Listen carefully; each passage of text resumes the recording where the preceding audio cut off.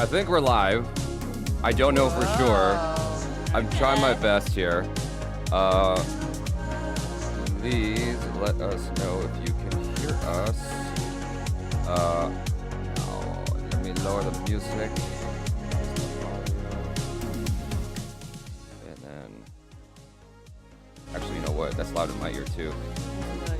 Let me turn that down a smoogen. Are we actually live? Actually, I don't know if it's live. It's not public yet. That's what I gotta fix. Whoopsie daisy. Where's that at? Now it's public. And we're live. Everybody here. There we go. I can share this now? Yes, you can share that now. You can share it there as well. Okay. Let us know if you can hear us in the live. We're live. Doing our best here. And let me know if you can. Better. Let me know if you can hear the music. As I shout over it. I need to blow myself a bit. Whew, I'm loud. There we go. We got someone. Sally down. And let me turn us over here to. Boom. Yay. Okay. We see people. Justin Brock. Boom, boom, boom. Hello, Okay, everyone. I'm just gonna turn my voice down a little. Loud as heck. There we go. That's how you like yourself. Hello, everybody. How's it going?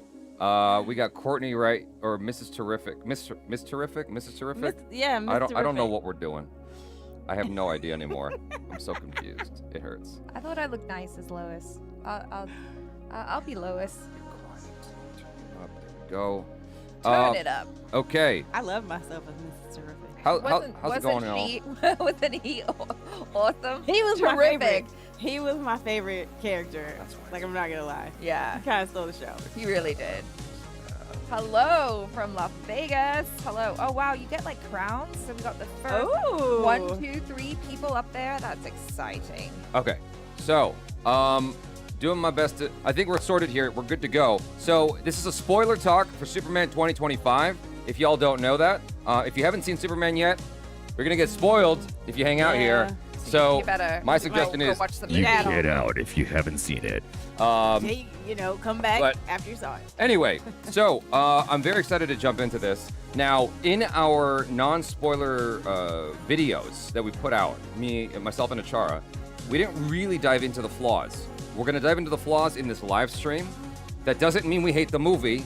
It's just that we couldn't talk about it without spoiling the film. And so Correct. there's going to be a stronger emphasis on the flaws in this Spoil me. discussion.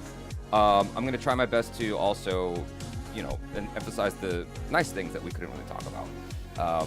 And so I will stand by this statement the entire live stream. Mr. Terrific stole the movie. Stole the movie. Completely stole the movie. Now, anyway, I like to go through this almost like scene by scene, And so one of the first things I'm going to talk about, I guess, is the very beginning of the movie. Now, I don't think Achara has an issue with this as she's handling some of the social media aspect of things. Can I just do this? I guess you guys can see what we're responding to. Well, I'm not responding to the chats just yet, so I'll do this for now. That looks awful. No. Let me just go back to that.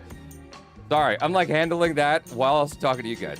So the very first thing, and I think you had an issue with it too, I did. was the opening text, right? Yes. And like when I saw that the very first time, I'm like, okay.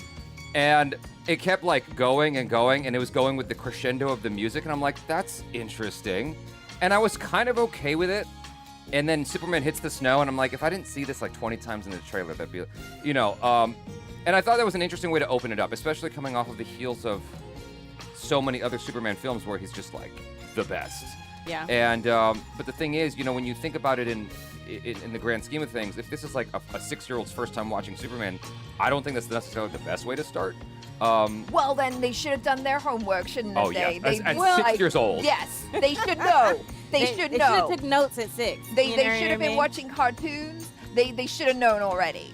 That is All all. right. I Just mean, kidding. I just thought that you gave me a 30-minute movie in all of the script at the beginning of the Sure, film. sure. Like, it felt like this is what I'm supposed to know. Yes, obviously.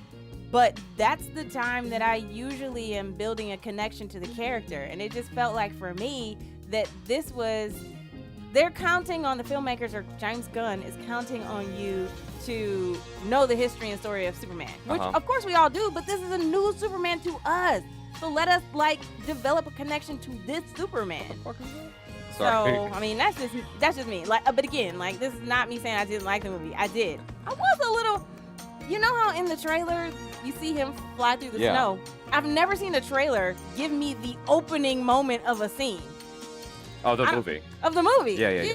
In like the opening moment of the whole movie. I was like, oh. Yeah. It was interesting. It was interesting. Sorry, I'll let you speak. I just want to ask the audience real quick.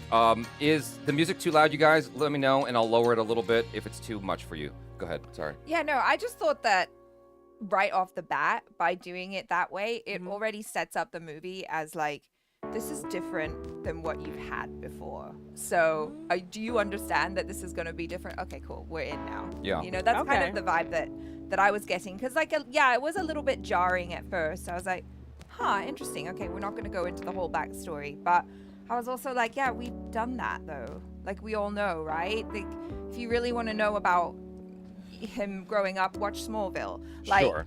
That's a lot of homework. It's a lot of homework. No, but like I understand the resistance to doing the whole backstory yet again of covering the time from when he was a kid because we've seen it so many times. I think that what solidified that thought for me of needing some of that backstory, because I understand what some people are saying of like, oh yeah, like I like the opening text. I thought it was cool because it contrasts the other Superman, and I respect that opinion 100%. It's that when I got to the end of the movie the second time, because I watched it twice, and I'm seeing him go, you know, you have that moment that sort of bookends the robots, the super robots going, oh yeah, he likes seeing, Gary goes, he likes seeing his parents, you know? And it's like, that's a heartwarming moment, and he's in, like wrapped by the video of his family, almost like the end of a Pixar movie.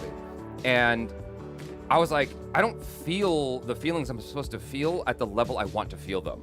I'm projecting onto it my own familial stuff. I'm not getting enough from the movie. So I'm doing a lot of the heavy emotional lifting myself for that moment as opposed to the movie doing it for me.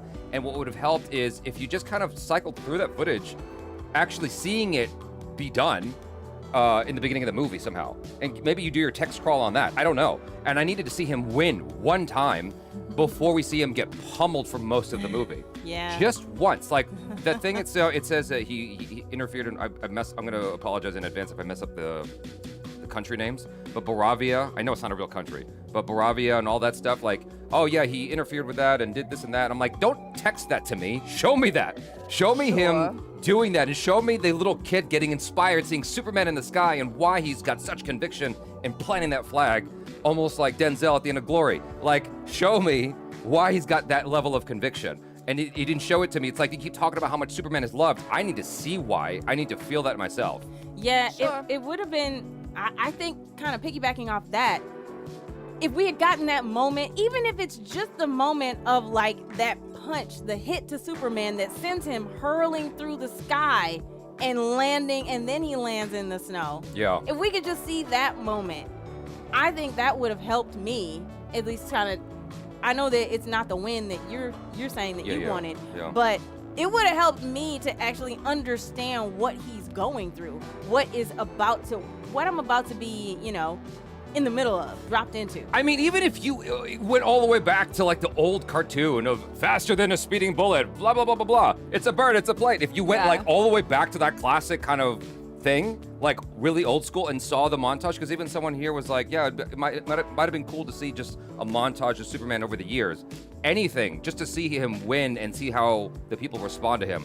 That would have been great. That little image at the very beginning of Superman from the 1950s just smiling at us before the movie started. Yeah. That was cute. That would have been nice. It was cute, but Yeah. like if they had been a little bit more. Now, then, so Superman crash lands, and he's bleeding, he's hurt, and admittedly, like, that is very different from anything we've ever seen, and so James Gunn did a great job of giving us something different that contrasts the other Superman movies, right? And he's bleeding. And then Krypto comes, and it's our introduction to Superman's dog for the first time in any movie.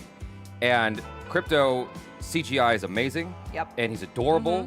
Yep. I don't know why people are so mad about Krypto. Still? Why are they They're mad? still Why- mad about Krypto? I Wait. thought people love Krypto now. I have no idea. Why I just were know. they mad about? Because they thought he looked rinky-dink. Because in the comics, Krypto is like a golden retriever. Like he's like a bigger dog. And so to them, like from what I understood about the complaints where this looks like, a small kind of like nondescript dog, or like, for lack of a better word, like a mutt. And so they're like, why this dog? Yeah. He's cute as hell. But he's so cute. His little ear, like, he didn't even bother me in the trailer. Like, I liked him from the word go. Yeah. Me too. He's so cute. Someone asked, what's the black chick's name? That's Courtney Wright. So she's been around for years. Okay, before we get into the questions, let's talk about Crypto for a sec. So I really like Crypto a lot. I think he's adorable. There's only like a handful of instances that I noticed that he was CG, because he looked very real to me. My issue with Crypto is sometimes any scene with Crypto just went on a long time. That's my issue. Someone was saying someone was saying that we're nitpicking. This is the nitpick live stream. That's what we're doing here, because we couldn't talk about the flaws in the non-spoiler. So let's just establish, how did we feel about the movie overall? Achara loved it. I really, really liked it. Let me speak for myself. I loved it. And Courtney liked it. I feel like it's a downward descent this way. Well, I will say it got better for me. Okay, go ahead. Sorry. No, I'm just saying Achara saw it twice, and she looked at me. She's like, I love this movie. I don't care what you say. I love this movie. And I'm like, I could see the flaws, because after watching it the first time, I watched a bunch of reviews and saw what people didn't like, and I'm like, okay, I can see what you're saying. I still really enjoyed it. And you? When I first watched it, the first 45 minutes for me were very kind of like, what's going on? I don't know if I'm comfortable in this world. But the last hour and 20 minutes, amazing. Loved it. Absolutely phenomenal. I saw it a second time as well. I will say I saw it in 4DX, and that escalated the rating up exponentially, because that was fantastic. Best 4DX time I've ever had. Yeah. And 4DX is, when you sit in the chair and it moves with the action in the movie. As well as like atmosphere and snow and all kinds of stuff. Ooh. So yeah, it was incredibly exciting. So it did get better for me, but I'm definitely on the like scale. Okay.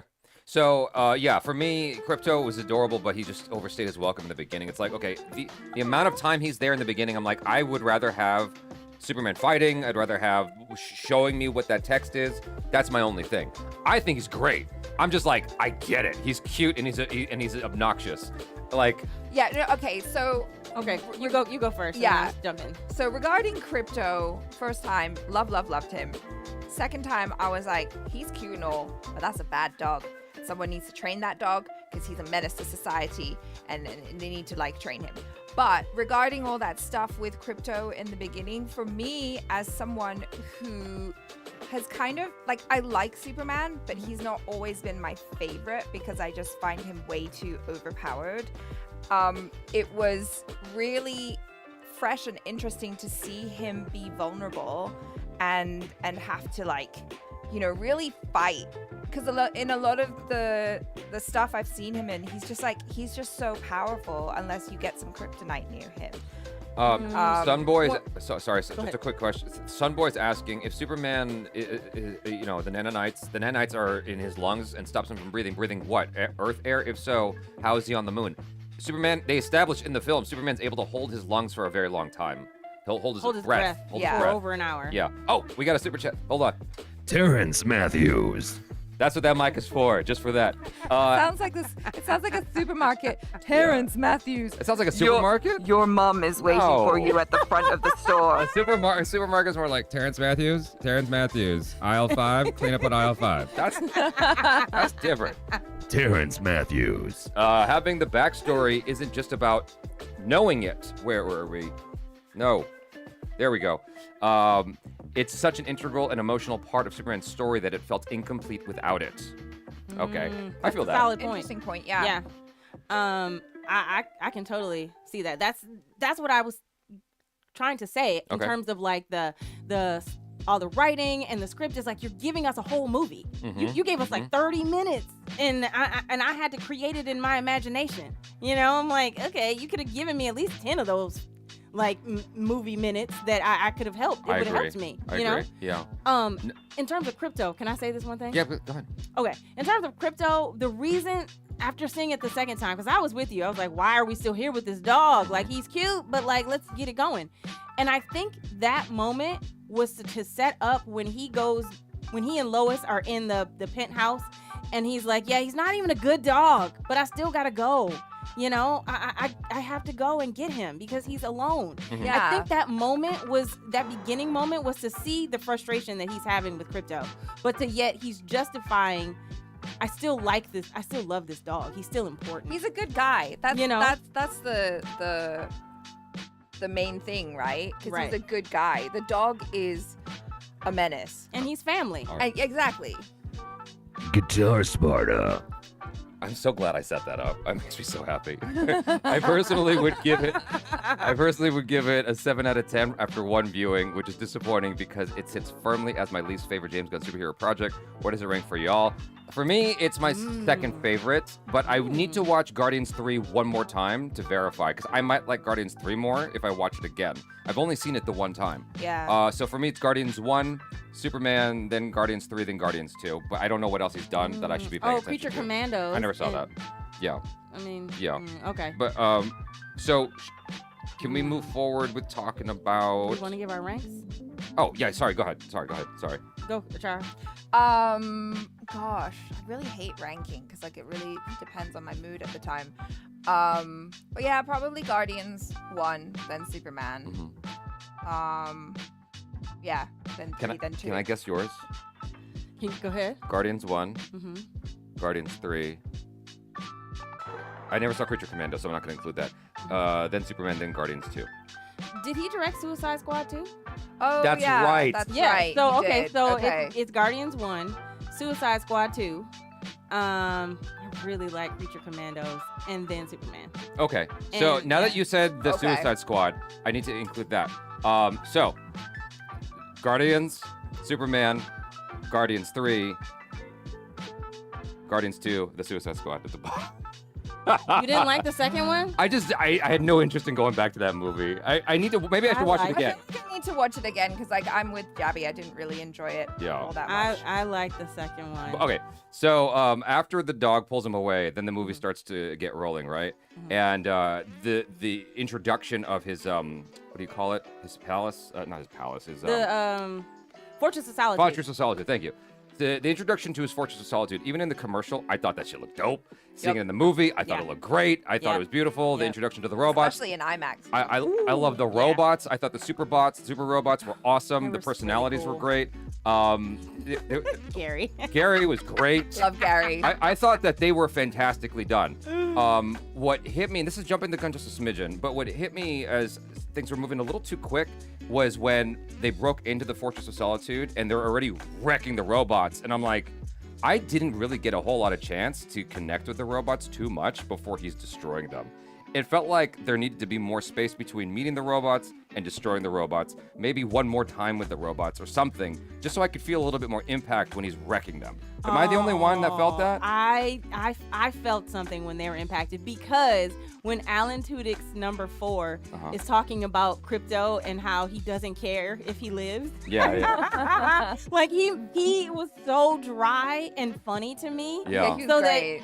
so that when he like, you know, just opens the doors to the Fortress of Solitude, Right. you know, expecting to see Superman. Right. He just like he literally did there was a moment of like, wait, who are Right. you? You're not supposed to be. It's like there was no like, I messed up. There was just like just regular life going through. This is my job. So when they were destroyed, I absolutely was like, oh. Okay. And I didn't get the second, you know, like how they opened the gate until on the second viewing. Because Right. I'm sitting there, I'm like, okay, I know he was bleeding, so obviously they have his DNA, but how did he get this door to just open? You didn't even flash the DNA.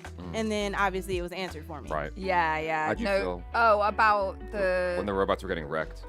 I felt sad. Like they didn't deserve that. Okay. They were just out here doing their job. Right. No, I get you. Okay, so after the Superman is brought in by the robots, and he's seeing the footage of Bradley Cooper and I don't know the lady's name, Right, but yeah. it's But just his mom parents, and his dad, yeah. right? And Laura. then he's getting hit with the sunlight. He's got to go Zor-El. back to battle. Ew. What's the very next moment after he goes back to battle? He's fighting the robot guy who kicks his ass, right? And Oh, the Baravia dude. Baravia robot.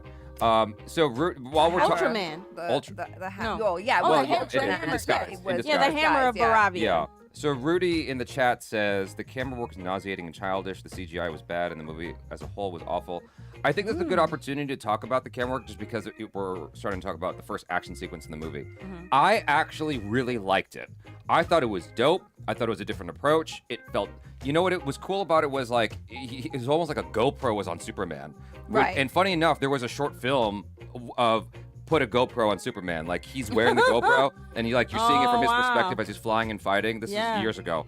And so I thought it was a cool new way to show us action, because we're expecting, upon first glance, we're expecting it to be very nice and wholesome and just like soft. But like that camera work is so visceral that it makes it feel edgy. It gives it an edge that I didn't see in other Superman movies. Like, how do you do Superman action again and make it feel distinguishable from the other ones? This one felt different. Is it always at 100? No, but I thought it was just a cool approach to doing it differently. So I disagree with Rudy in that regard. I don't know why people found it nauseating. I've seen nauseating. I watched G.I. Joe Snake Eyes. Like, it's not nauseating. How did y'all feel about the action, real quick? Yeah, I liked it. I didn't have a problem with it, but I'm not as nitpicky about action as me. you are. Like, Yeah. I was having fun. Yes. I had like a big smile on my face. Yeah. For a lot of the movie. Okay. So, yeah. I like the action because it was different in the sense of like you're used to seeing Superman as this all-powerful entity that doesn't need any help. Yeah. And so to see him working with the Justice Gang and needing support with that little like kaiju little monster man, that was really cool. So I enjoyed the action a lot, especially like between him and Ultraman. Because obviously he's the only one that could defeat himself. Gotcha. Yeah. Apollo X. I like the Crypto from the Titans show because I never saw that. I did. Because is he bad in it? He's awesome. He's awesome. I like the Crypto from the Titans show because he was a canine and a real dog, and plus he was a good companion for Superboy. He's like a golden retriever. Okay, gotcha. Aw. I mean, I like think so. golden retrievers too. They're great dogs. Someone said the GoPro idea. The GoPro is an ass concept from observed natural evolution. I get it. No, I respect that opinion. I know that's not for everybody. This is a unique thing to me, and normally I hate that kind of camera work. I was excited by it. There's a lot of weird things in the movie, and I'm trying not to get into it too much. But like, remember that shot right on Superman's face that everyone was clowning in the commercial? And Which James shot? got when he's you like the gray is on his face and somebody throws a can and hits him on the head. No. When he's flying away from Fortress of Solitude, he's like flipping around and stuff like that, and his eyes are doing that. People were mocking him for that, and then James Gunn was like, "Oh no, we deleted that from the movie," and it's like, "No, you didn't. It's in the first 5 minutes of the movie. It's right there when he's flying away from Fortress of Solitude. The camera's it's right before the Superman logo, and so I didn't even. I mean, catch that's a funky shot. So here's the thing. When you got, he uses a lot of close-ups in the movie, and he uses a lot of wide-angle close-ups. When you put the camera like this close to your face, it's gonna make your eyes do that. It's just normal, because it's like the camera's trying to resolve that information, and I guess they just didn't correct it in post. What bothered me wasn't where his eyes were, which I wouldn't have noticed if no one said anything. Now I can't I didn't unsee notice. it. Well, now you'll never Now I unsee gotta it. go. Now I gotta go and watch it again so I can see his eyeballs. The issue for me wasn't his eyes. The issue for me was that he was smiling. I'm like, bro, you're about to go back into battle. You just got your ass kicked and you're gonna go fight again. And that's like, this is the first time you got beat and you're smiling. It doesn't make any sense. There's a lot of weird little things like that throughout the movie. Why was that little white girl playing hopscotch during this kaiju thing? Like, that makes no sense. You mean so that he has to like come and stand above, like over her, and like all the things go like, yeah, she is in her like weird looking little outfit, just like if she was why did running, no one leave? No, Like, that's the whole the thing, thing. like, Is no one why left. did no one leave? Yeah. This whole thing's happening and everybody's just watching. Like we're not, might not die. The guy in the entertainment store, he's just sitting there eating his yogurt, and I'm like, bro, if you are in the vicinity, please evacuate. Like, what are you doing? My favorite ridiculous line in this whole movie. Lois is in the T flight. I don't know what it is. The little spaceship, right? Yeah. And she just left Metropolis, evacuated Metropolis. The whole scene on the bridge that just happened, the woman almost got squished in her car by a building. Lois is flying over the water, watching the rift, and said, "Oh no, there's people over there. Yeah, I thought that. There's people." Well, in her defense, I know. There's no she defense. she mentioned, I forgot the name of the city or the Blue suburb, Haven or something like that. but something that's where ridiculous. she's from. Because she said that she was like she was just a punk rock kid or whatever growing up in that specific place. And so for her, it was like, ah, shit, it's reaching my home. So I just had to point that out in her defense. Okay. But what about the people We don't behind care her? about them. Okay. I just wanted to make sure we understand we don't care about those other people. Just those people over there who were sitting on the balcony watching the whole thing unfold and again did not evacuate. I know, that was pretty dumb. Let's tread lightly. Please review Jason's lyric and Baby Boy on this channel. Oh, I love this channel. Thank you so much. I appreciate that's a very generous super. Really appreciate you. And we will get on those movies. They are actually quite high on the requests list. Super appreciate the super chat. Thank you. Okay, so after that, he's fighting the big what's that guy's name in the X-Men who I'm Juggernaut, bitch. It's Juggernaut. That's all I'm thinking of. It looks like I know. You It looks basically did what Lex Luthor did. That guy in the room, and he was like, "What's that stuff that Superman is I know. allergic to? Kryptonite?" I had to say the line to get his name. What's the name of that movie about the bus that keeps speeding and it can't stop speeding below 50? I think it's called The Bus That Can't Stop Moving. That's a Homer Simpson joke. So anyway, he's fighting the Bravia super Juggernaut guy, and he's just getting his ass handed to him, right? And then he gets defeated. I'm like, dang, what a way to start the movie. So Superman gets crushed in this. And Right, you- but you're- little does he know, because he's fighting himself, And so- being Right, controlled exactly. by Lex Luthor. So technically Superman won. But like he's in the ground and the guy who makes the falafels or whatever helps him Molly. out. Molly. And like you're getting the sense of the politics of this world. And that was a really cool way to like kind of fast track you into just the dynamics and how everything works and everything like that. And that introduces us to the Lex Luthor theme song, which reminded me immediately of Killmonger for Black Panther. Am I the only one? To be honest, I didn't recognize. I didn't even. It didn't register for me that Lex had a theme song. It was when they're on the beach. The plane flies down to the beach. Remember? Didn't even register. There was like a hip hop kind of sound to it. Am I the really? only one who heard this song? Really? I didn't register. Oh my God, it I'm didn't alone. register for me. I guess I'll have to see that again for that moment. Wow. As well. Yeah. When it landed at Fort whatever it was 10 miles outside of Metropolis. Right. But they had a beach. Yeah. Yeah. They had a little beach thing when no one else showed up. Yeah, I Yeah. know. Yeah. I'm No very one- confused about Metropolis's geography. Where is it? Yeah. Exactly. Like So the reason I brought that up is because so many people said they didn't like the music in the movie, and I was actually fine with the music in the movie. Yeah, I liked it. So the only part that It's stood alright. out to me as weird was when the president of Baravia, he's the bad guy, right? Yeah. Okay, sorry, Baravia is the bad country. Yeah. Okay, Yes. so the president of Baravia like finishes his speech and he goes through the little interdimensional tunnel thing. It's like hard rock music. I'm like, but why? This is so weird. That was the only part that like could have stood out to me as odd. I just didn't know why he needed 2 portals.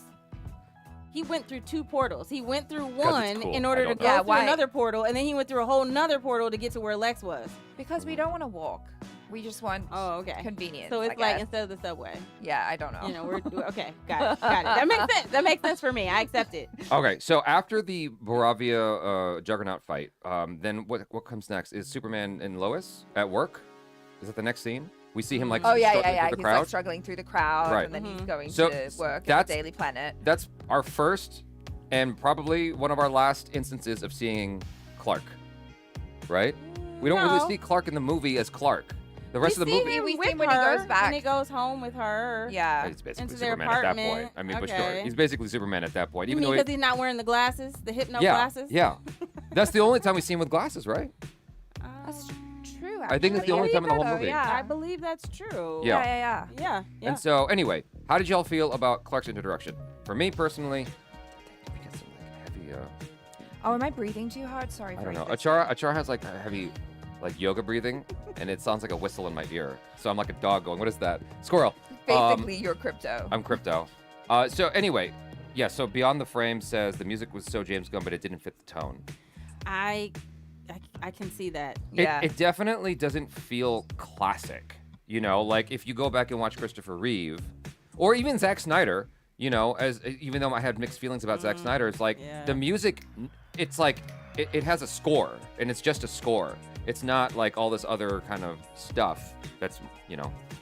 Well, I guess when you think about the way he chose to write the dialogue for Superman, like, golly gosh, oh geez, guy, Yeah. you know, Yeah. I mean, like, and then you have all this, like, I guess he explained it when he's trying to tell Lois that he is a punk rock kid, and then we see the poster in his, you know, in his bedroom that Right. he actually does like the band that he told her he liked. Right. I guess then it kind of informs why the soundtrack is what it is. Yes, because it's his soundtrack. It's his soundtrack. Yeah. What's the name of the So- group? The Mighty Crab Joy. Oh, Mighty Crab Joys. I did Yeah. not remember that. Yeah. In Oh. terms of his introduction, Okay. I thought that when he came in talking about how we've never really seen him be as playful, talking about the interviews he has with Superman. So I thought that that was really charming. Especially the banter with her going back and forth, not letting up that, like, no, this dialogue was not, the conversation was not good. You know, like, so I enjoyed it. I just didn't get the whole, like, Jimmy has swag. Okay. So we should back up and talk about Jimmy before we talk about the Superman and Lois thing. 'Cause I just want to put a poll out to the audience. First Okay. off, how did you feel about Jimmy? He was fine. Like, I liked him. But, I mean, thinking about it now, like, the things that you're saying, it's like, yes, everything went really quickly. Everything was moving really quickly. And a lot of, like, the feelings that I had about characters was also a lot based on legacy. I've always liked Jimmy, you know? Uh-huh. So it was interesting and weird that for some reason he was like this babe magnet. Okay. I was like, that's cool. So I cannot figure that out for the life of me. It seemed like just a joke, and it's almost like the Pulp Fiction briefcase. Like, you're never going to get the answer as to why. Even she asks, like, you know, how do you do it? And how do you get these hot girls? And he goes, hot? Hot, yeah. Like, he's just confused. I liked it as just this kind of running joke, and James Gunn doesn't bother to explain it. I was fine with that. It was just like, this is like making me, turn my head like a dog, just like curious, like, oh, okay. How did you feel about it? You didn't like it? You hated it. Okay, so You're more like nitpicky than me Achara- sometimes. Courtney and I are Listen, so strange because, like, we I'll be more are. nitpicky than her on some things, and Exactly. she'll be more nitpicky than me. Go ahead. Jimmy is the one thing that I'm super nitpicky of because Okay. I am a big Jimmy Olsen fan in the comics, and in every other iteration, Jimmy is presented as this, like, like really idealistic, kind of quiet and nerdy, like, kooky kid that's just, awed by Lois and Clark. He wants to be like them. I was a little annoyed that, like, Yeah, I know, I saw Pete that. Davidson. oh my God, that is so good. Yeah. I was annoyed that Jimmy didn't take one photo because Jimmy That's is true. known to be the photographer. He didn't have one camera. That bothered me. And listen, I stand on this, and please, let's talk about it before y'all, like, come for me. But Jimmy was a little toxic with the whole Eve thing. Listen. I heard you break this down, and I just kept my mouth shut when you broke it down. I'm like, I thought he was funny as fuck. I get it. A lot of people think, Jimmy's funny. Like, it's funny. Let's make fun of the dumb girl. Yes, she's like the girl that's like, oh my God, take pictures. Eve Tessmacher is usually incredibly smart, with the exception of, like, the original Christopher Reeve version when she's with Gene Hackman. But usually Eve Tessmacher so she's is, supposed to be that character? yeah, she's Eve Oh, Tessmacher. okay. And so, like, for me, they did make her smarter than she seemed to be. But when he's on the phone with her, and this girl's literally crying, like, are we gonna spend the weekend together? And he's like, the whole weekend? Like, he was so rude. Just like, I'm using you for information. And no point in time did he even feel bad about that. But that's- I get it. I get he's like It's comedy. a source. It's comedy. But is it Yeah. funny? It- I didn't laugh. I laughed. I did. I laughed because I'm just like, this is so ridiculous. I mean, that yeah. You have the information you need that can crack the case, and you're hesitating because you don't know if you want to spend a weekend with her. And it's like, that's how much he doesn't like her toes. I'm like, okay, that's hilarious. That was funny. Now, don't get me wrong. Mutant Toes is funny. Yeah. That part, the way he had her in the phone. Yeah. Because, let's be honest, I don't know. I've dated guys with toes that are not that are mutant. And so like I've never even You're like, just wear socks. Yeah. Just keep the socks Oh on. my no, God. no, I no, dated a guy who no. would not take his socks off. No. Like ever. No. That's a whole thing. But anyways. Courtney's story is she had a crush on this dude who always wore a hat. And they were about to make out. He took his hat off, and she's like, "Put the hat back on." He hat-fished me. That's a whole other story. Hat-fished me, okay? Like, anyways. I guess, oh God, okay. So, All right, to your point. So Jimmy was funny. Point made. That's the point. Point made. But yeah, so Jimmy is a super cute guy. Like, I love that actor. I've seen him in other things, and I think he's incredibly charming, and he was charming in this. Yeah. I just thought that particular moment was a little flawed for me. So I've lost the plot. And what are I we don't even talking know. about? We were talking about Okay, Jimmy. so the next thing you is went to the mutant pole. toes. well, and mutant toes. so real quick, because I'm gonna forget. Like the whole thing with Jimmy at the end, you had made a point on the phone when we were talking was that he didn't really have an arc. He didn't. And I was like, I don't know if I think it's up for interpretation because at the end she jumps on him and hugs him, and she's like, "Now we can be together forever." And the expectation is that he's annoyed or he's gonna try to weasel his way out. No, but he smiled and he's like, "Okay, he fine." smized. He smiled. He smized. It was good enough. It was like. Yeah. It was good enough for me. Like, Okay. to me, that was his arc of like, okay, fine, was. I'm going to commit. I'm not going to be a sleazeball anymore. I'm just going to commit to this lady. Who knows in Superman 2 what happens? But that was the sense that I got. So, what about agree. you? Yeah, no, I mean, I just wanted to talk about Eve for a second. Okay.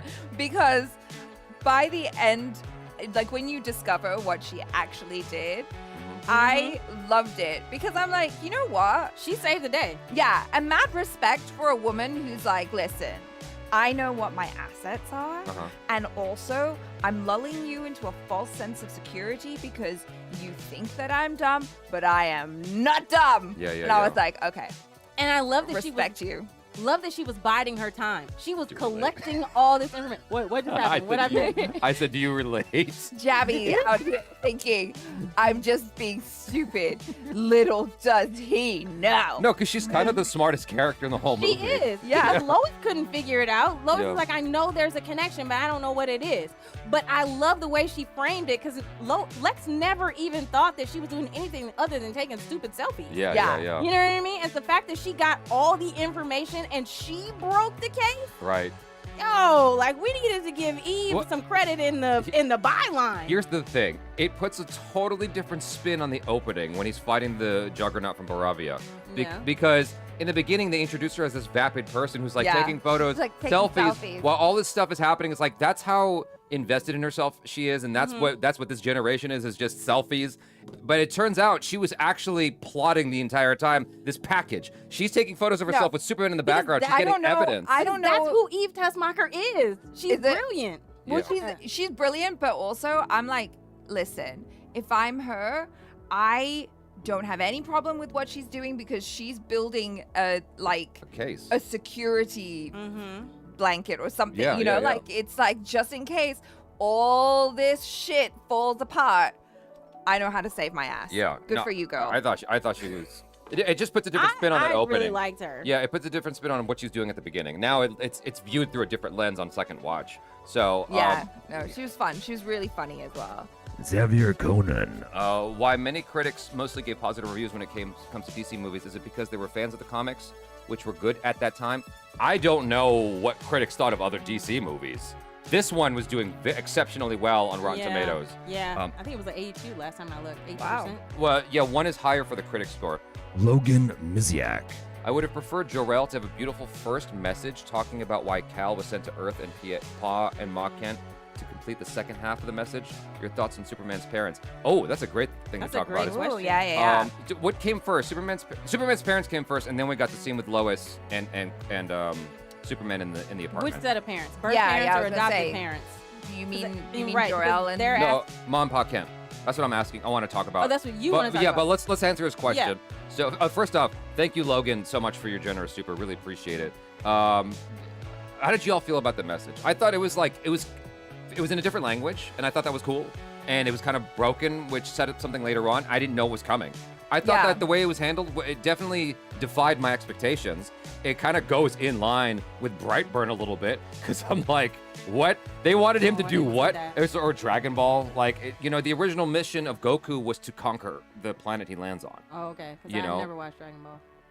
Okay, so you haven't seen Brightburn, you haven't seen Dragon Ball. No. Oh my god. No, You've seen. sorry, epic okay. fail. Okay. I watched other anime. I Okay. guess I'll get on it. I'm Okay, sorry. but like Goku's original mission was supposed to conquer the planet he's on. Correct. And he's defying the Saiyans by like doing what he's just basically like Superman, Yeah, right? Yeah, And so I can see it. okay, so how'd you feel about what he's asking then? Yeah, I mean, I thought that was really cool. In fact, like that was a really interesting part of the story for me. The whole like who are you aspect to it. Yeah. And like the parents thing, because I really liked how in the beginning he's holding on to that and thinking that he was being sent here for a higher mission. It and, drove like, him. Yeah, it really drove him, and like he was really holding on to like his identity as a son of Krypton, right? Okay.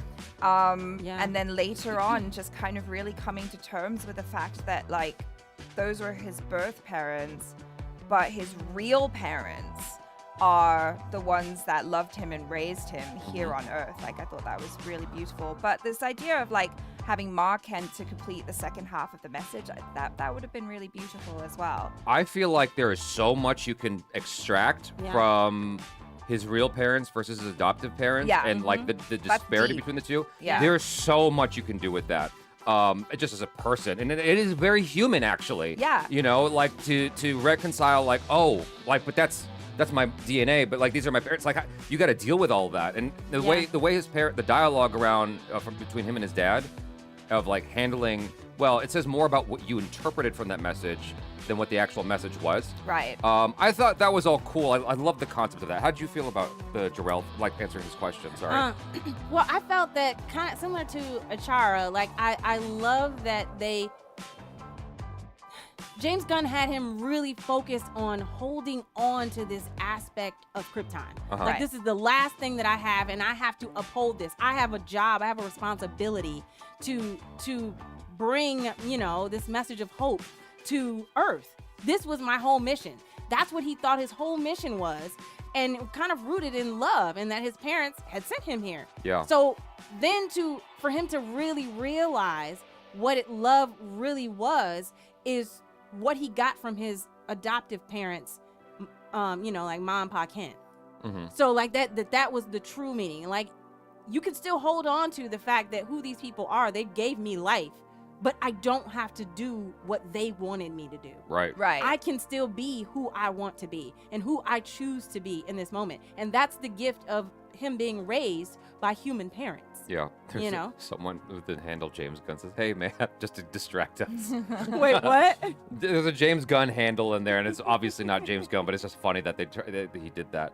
There's a user who always comments on our videos that says Jaby Koei's laugh. That's his handle. It's hilarious. I think one of the reasons I like this so much, even though I understand where people are coming from, like the disagreement with James Gunn's decision, is because there's a lot of people out there who are adopted kids, and then they meet their real parents, or they just never met their father, and then they meet them, and they're awful, and it's like, what, like just having to deal with that. And then realizing that the people who raised you are your actual parents. Right. And It's they complicated. infused Yeah. into you like who you are as a person more than your DNA. Right. You because know? they're the first line of defense. Right. They're the ones that are showing you the world and showing you how you can be versus like how, like these are choices. These are Right. the options that I'm giving you. Right. And honestly, I got like Viltrumite from Yeah. Invincible. Someone from, else was saying that. from Bradley Cooper. Yeah, and, very much so. You know what I'm saying? Like, Yeah. so for them to like bring up like, no, this is what I really want you to do. I really want you to take over the world and like spread your seed and Yeah. have a harem. As someone who's adopted and recently found my biological family, this story is very relatable. So Yeah, okay. So Yeah. I Thank you for sharing. just as that. a random thing, I also like was adopted and no, you I didn't know. no, I was like, where is this going? no. I somehow found these videos on YouTube That's where on it's YouTube. like I'm sorry. I'm What? just being obnoxious. Go ahead. Oh, Sorry. where it's like these little documentaries of people finding their birth families and stuff like that, and meeting them for the first time. Oh my gosh, I love watching them. It's super emotional. I just cry. I would imagine I'd The cry whole too. time. Yeah. Yeah. Okay, so now we can move forward to the thing I was asking about. It seems 28% of people loved the scene between Superman and Lois. 26% liked it. 27% thought it was fine. 18% thought it was horrible. So I personally loved it. Yes. I me thought too. it was great. You know, the first time I watched it, I was a little confused because like it felt like the scene was overstaying its welcome. But that scene kind of carries you through the rest of the movie, where like you don't really get a lot of scenes between Superman and Lois again. You get one more with the thing in the background, the fight that's happening, where Superman's like, Yeah. "Oh, this is great hot chocolate." They got it, you know, that bit, and then again at the end. And No, you get them when he's like, "You came for me." You know, like when she and Mr. Terrific come and that's quick though. it is Yeah, and quick, but then it's still meaningful. It switches to being more focused on his family at that point. But anyway, like She saved him. She did. She did save him. Yeah. Mr. Terrific's cameras saved him. Whatever those things were. So yeah, we got to talk about Mr. Terrific at some point. So the first scene with Superman and Lois in the apartment, I personally really liked it because it establishes what kind of dude he is. It establishes their relationship issue. Yeah. It establishes like what kind of flawed person Superman is. You know, because he's such a Boy Scout. You know, he goes into this country thinking he could just do that, but it's like there's politics involved Yeah, that he's not completely thinking clash about with that. Yeah. So I thought it was really cool in terms of, and then like the apex of the scene for me was when she's going down the hashtags and says super shit, and he goes, "You know, I'm particularly sensitive about that." It's like the most unexpected thing possible. No, that felt so real though. Like Yeah. anyone who's ever, you know, You done know. anything on social media or had people leave mean Secretly comments looking. or Yeah. anything like that, there's always that one thing, that one comment that someone says about you, and you're just like, "Ah, that's the one." It triggers me so much, and like to actually see Superman get so triggered like that was just refreshing. Yeah. Yeah, it was very human, and I think I was telling you, like, this is the first version of Superman that hasn't, thought of himself or tried to carry himself in such a regal way in all areas of the film. Mhm. Everything is very much like, I have to be this way, even when I'm Clark Kent. I'm very like, clear and I have to have a job to do and that kind of thing. So this was getting to see these little moments of just, honest feelings were fun. I will say on first watch, I was watching, I was like, wow, I never, yes, Superman being presented with his actions as like from a different perspective of like, okay, you just went over there. You didn't ask anybody. You didn't talk to the president. You didn't talk to the director of defense. You didn't talk to anybody. You just went. Well, yeah, because that's what I wanted to do. And to hear him say that out loud, I was like, wow, I didn't realize Superman was so narcissistic, right? But he's not. He's like really just naive. Like I knew the right thing to do. And they were hurting people, so I went over there because I knew I could stop it. Yeah. Right. And it's super naive and altruistic, but he means well. Right. Like he really means well, and you get to see this. And so when she asked him, like, "Do you think this is going well?" I mean, I think I'm going well. I think I'm going well. Do you think it's going well for you? Like, I thought that was so funny, and it showed the dynamic of their relationship. Yeah. And So- who she is as well. and who she is, and she didn't like back down at all. And I have always said from the beginning, I may have not been sure about if I wanted to go and see this Superman, about David Cornsweet, but I was all in on Rachel Brosnahan because she is an incredible actress. Like, Yeah. I love her in Marvelous Mrs. Maisel, and I'm such a fan. Another great moment that audiences both times laughed at was when he was like, they were doing off the record, on the record, and he goes, "Where's the button?" Yeah, I and love that. He couldn't find. It's like, this is Superman, and he's struggling with this little device. This little recorder. Yeah, I mean, it's just like little moments like that come from James Gunn that I think is just pure genius. It's relatable. Yeah. As well. I mean, that's the whole thing with the movie, is making Superman relatable. I see some people kind of clowning, going, "Not Superman, average man." I'm like, that bitch ain't average. He is super. Listen, okay. Can I tell? Okay, this is what I said to Jaby on the phone and Shara. about the harem. About the harem. Okay, Now, okay. Now, hear me out. This is what I'm saying. We're jumping the James Gunn a little bit, but I'll allow it. Okay. Yeah, I go ahead. appreciate that. So, when they said, like, in the second part of the second part of the message, okay, go and get a harem. And all these people, like, you see these images first before the message comes out, and the parents have the kids run around Superman, like, oh my God, Superman, little kids, like, oh, Yeah. Superman.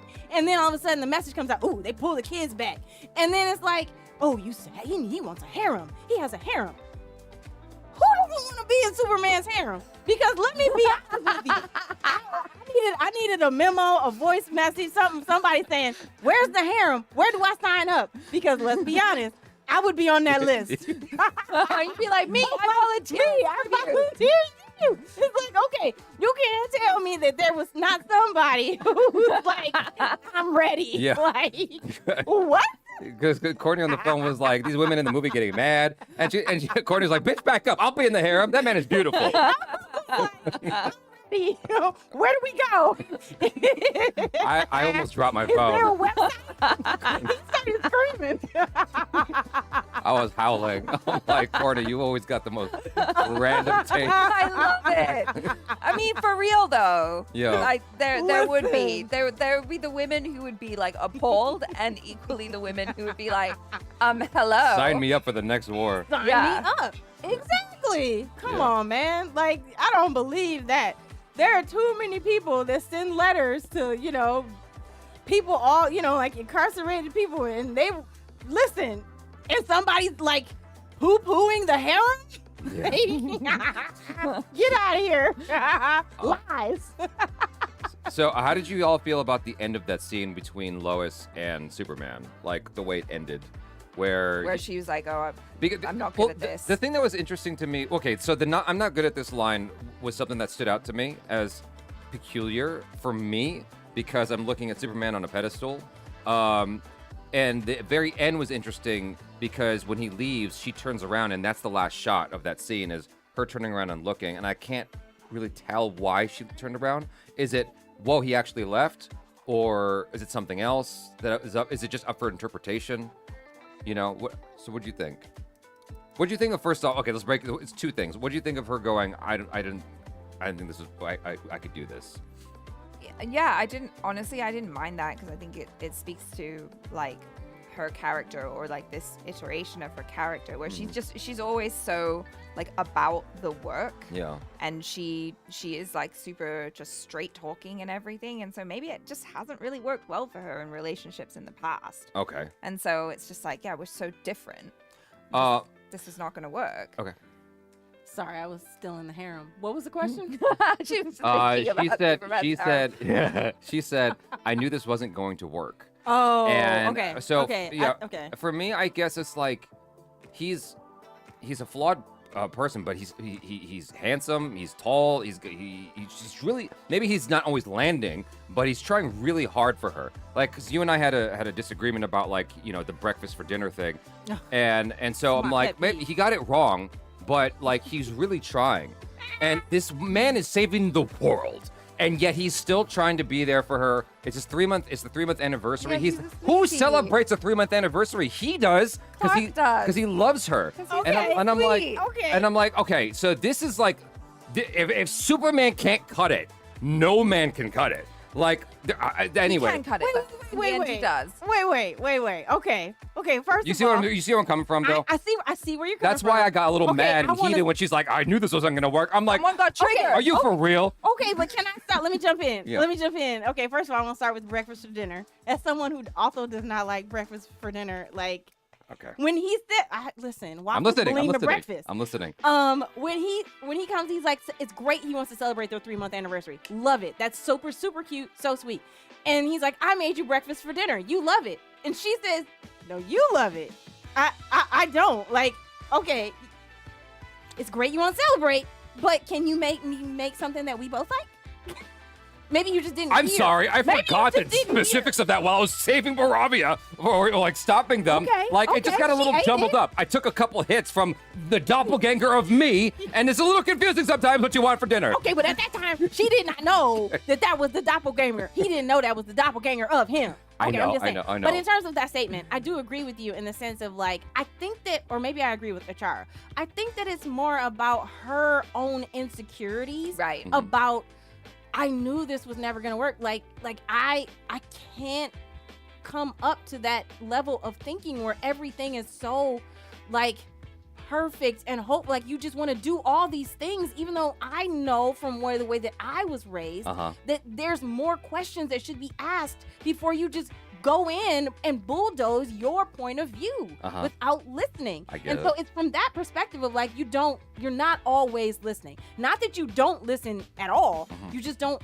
always hear everything. I get you. So you see what I'm saying? So I think that was more of the perspective of her saying like, I knew this wasn't gonna work because I don't know if I can get through to you. He's like, she's also more cynical than him though. Yeah, like, he is. Like, realist. He's like he's got her on the counter and he's like talking to her and kissing her while also doing his Dr. Manhattan, in the harem. grabbing the toast and putting it in the toaster and all that stuff while he's still interacting with her. That's Dr. Manhattan level shit. I mean, that bitch is dope. Hey, listen, I would have been confused. The minute he kissed me, I'd have been like, okay, whatever you say. Yeah, exactly. To me, breakfast is delicious. Let's do it again. I'm looking at Superman. I'm like, that bitch won. He wouldn't toast it at the same time while he's talking to her. I couldn't. I'd fuck He's it up. so sweet. He's I would mess it up. Super sweet. I'd He burn was my very finger. charming. I don't know how, but I'd burn my finger. You would. Yeah, and it'd just be over. Okay, just like like the charming side of him, like when he's telling the first time we meet Mr. Terrific, and he's like, oh, I want to try and save this kaiju and get him to like an intergalactic zoo. That side eye that Mr. Terrific is everything, but it also shows who Clark is or who Superman is, and he's this altruistic guy who just wants to save everybody, you know what I mean? Including this little creature who doesn't quote unquote know any better. Like that's who he is. Yeah. You know? The pixelated Twix says Superman could fix me a bowl of cereal and I'd appreciate it. I'm like, hell yes. That bitch is handsome. He makes you breakfast for dinner or whatever you're the hell. in the harem too. I'm in that fucking harem. he did everything right. It also doesn't help that he's like the sweetest guy in real life. We met him in real life. He was super Such nice. a sweetheart. Yeah. So, but anyway, yeah. So then the last It's a part. good thing I wasn't there. The last part. Yeah, I know. So. Actually, I probably wouldn't have said anything. Yeah. I'd have just stood there. But he was cool. No, but afterwards she broke the pencil. I'm sorry. I'm just so worked up about it. I broke the pencil. But he walks out, right? And and she turns around at the last second. The last shot of that scene is her turning around. Is she turning around because she didn't want him to leave? She didn't think he would. Okay. I think that she was hoping he wouldn't. She was hoping he would come back and like, because she says this is what you do. You always pack up your toys and you go home. She said that, yes. You know what I mean? Yes. Like, this is what you do. Yeah. Like, why can't you just stay and even if it's uncomfortable, stay here and have this conversation with me. Oh, shit. But this is what you do. Yeah. You know? I forgot about this dude. Xavier Siddiqui. This is for the super chats. Can you see it? Yes, you can see it. I love this movie, but I'm noticing that some people are loving it and some are not liking it at all. The situation is kind of unique. Your views on it? It's very polarizing. It's very polarizing. I'm surprised, but honestly. it's become so political, which is the weirdest thing. The conversation between the two The of them? conversation around Superman the movie. It's so political. Oh. And it's just like a little bit weird that it's so political, but whatever. Agreed. Yeah. Mr. Terrific was the best character in this. Oh, in the yeah, we need movie. to get to Yeah. it. Hands He was down. terrific. Hands okay. down. So the next scene after that is what? After he leaves the... After he leaves the apartment. Then it's the Pentagon, right? Is that the next scene? Yeah, with Lex Luthor, Lex maybe. Luthor. So Oh, yeah. that's where we set up his defense, which is I forgot what they called it, but basically it's like Iron Man's armor around the world. I Yeah. forgot- Oh, Planet Watch. Planet Watch, correct. So it sounds like Planet Watch. Planet Watch. Yeah. So he sets up. He's got what's Superman's doppelganger called? Ultraman.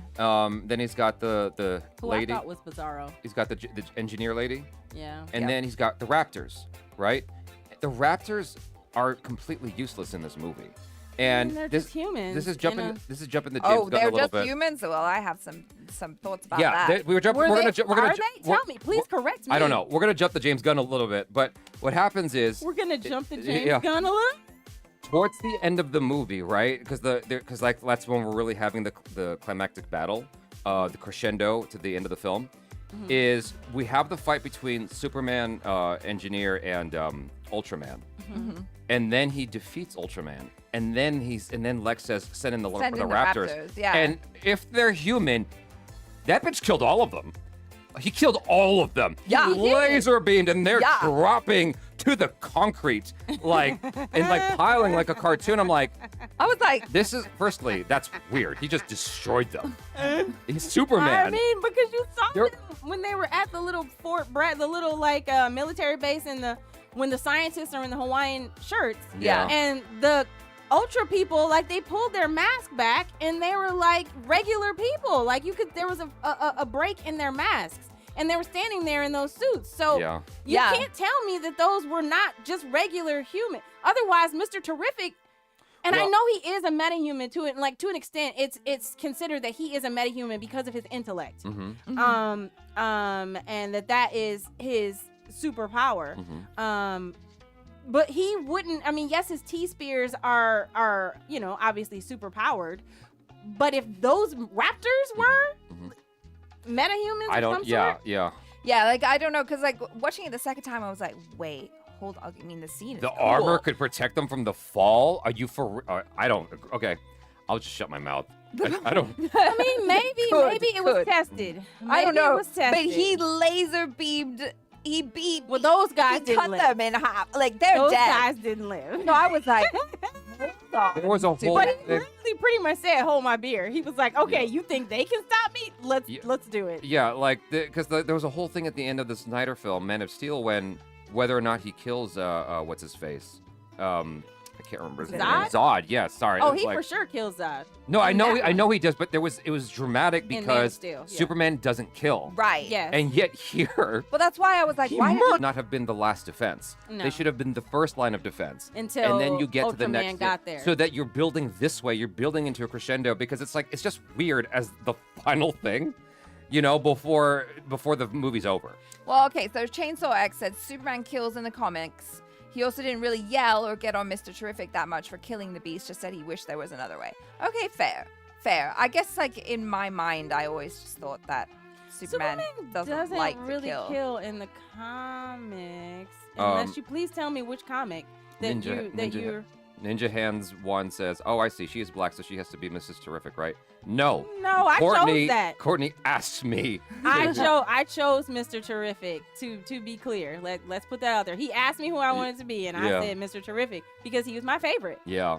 So Xero said agrees with you. He doesn't kill in the comics. Yeah. He That's why it was such a big deal in the Injustice video game when he, spoiler alert, kills the Joker. That is why it was so powerful a moment. Gotcha. Right. Okay.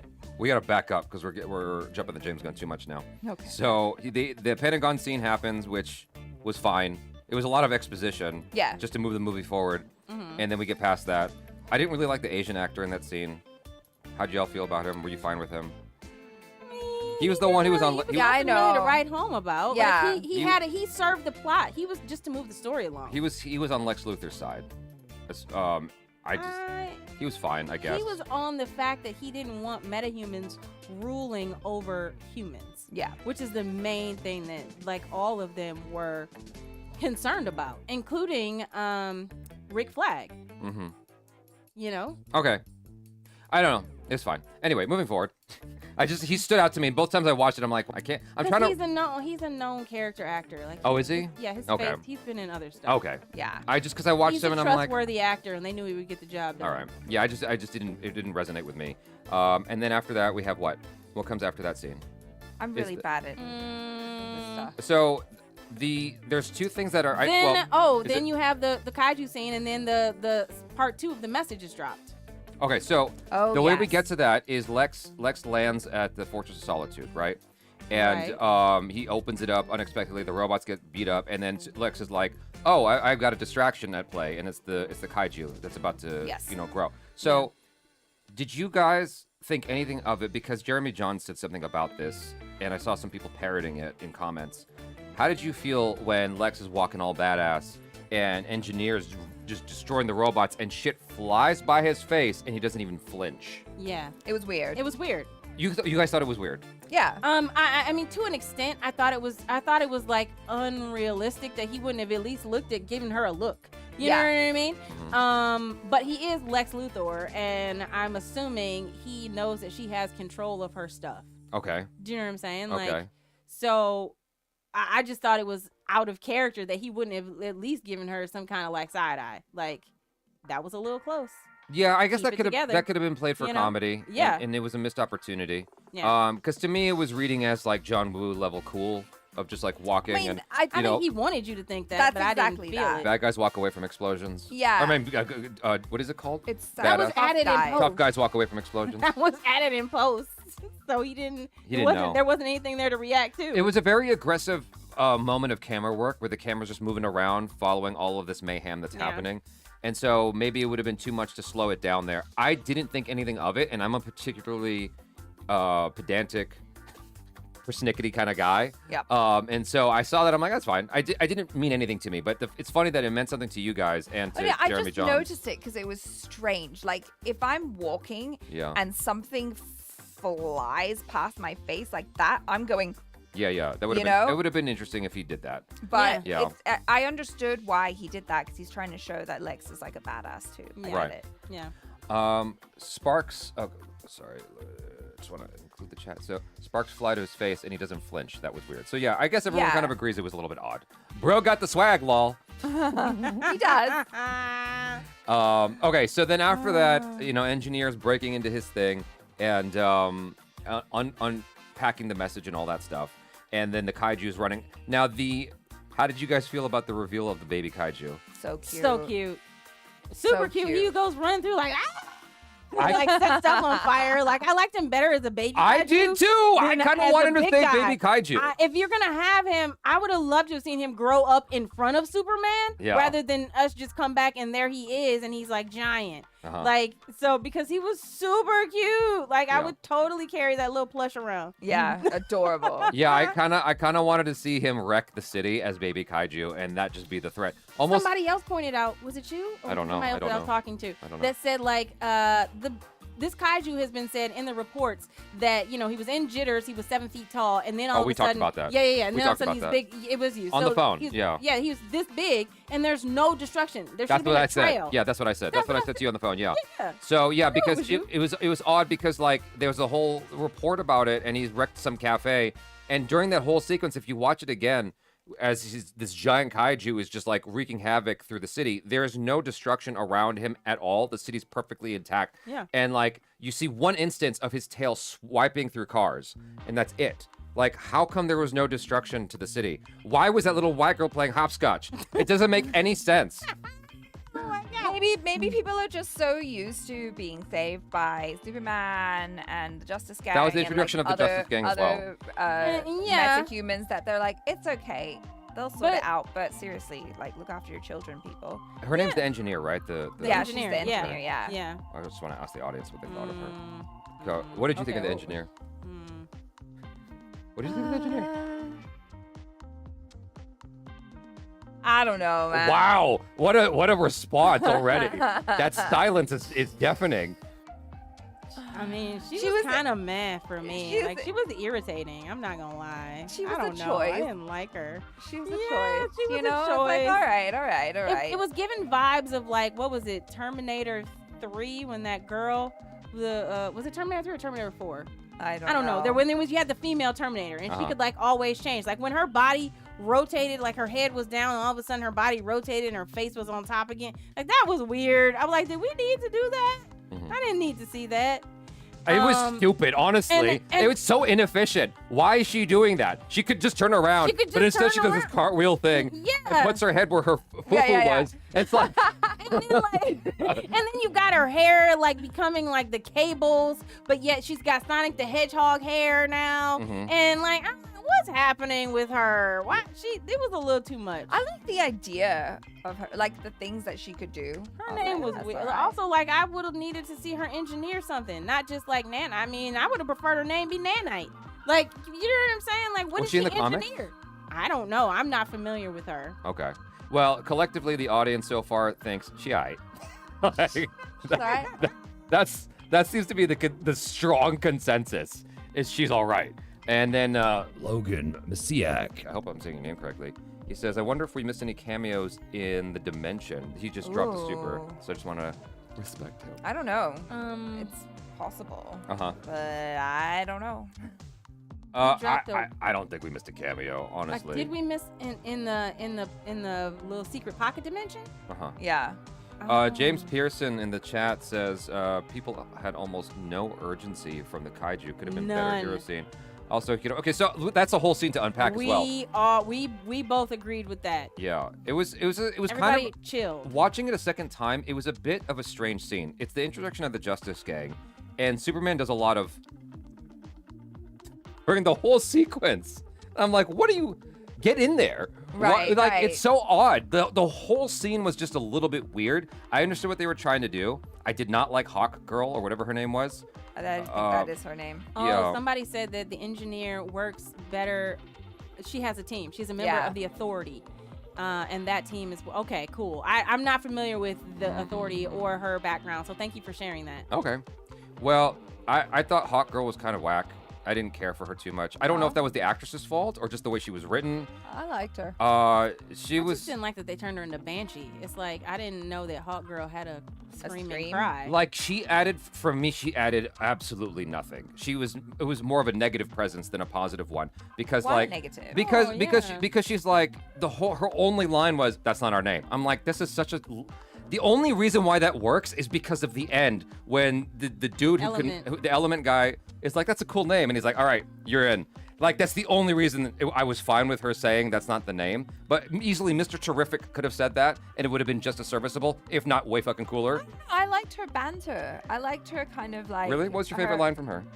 I think I don't have a favorite. Okay, line what's a from her, what? okay? Give me a I general just- feeling of what you like from her. I just liked her being there. I just liked her kind of snarky attitude towards Guy Gardner and how she's like kind of too cool for school. Like I don't know. I thought she was cute. Okay. Listen, I thought that she was just kind of there. Like I'm glad we had some extra female energy. Okay. I was a little irritated that Lois is there asking for help and she was like, "Nah, I'm gonna go ahead and read this newspaper." It felt a little bit like, well, what are you doing? Yeah. Like literally, do you have anything else going on? Yeah. You could go and help. Yeah.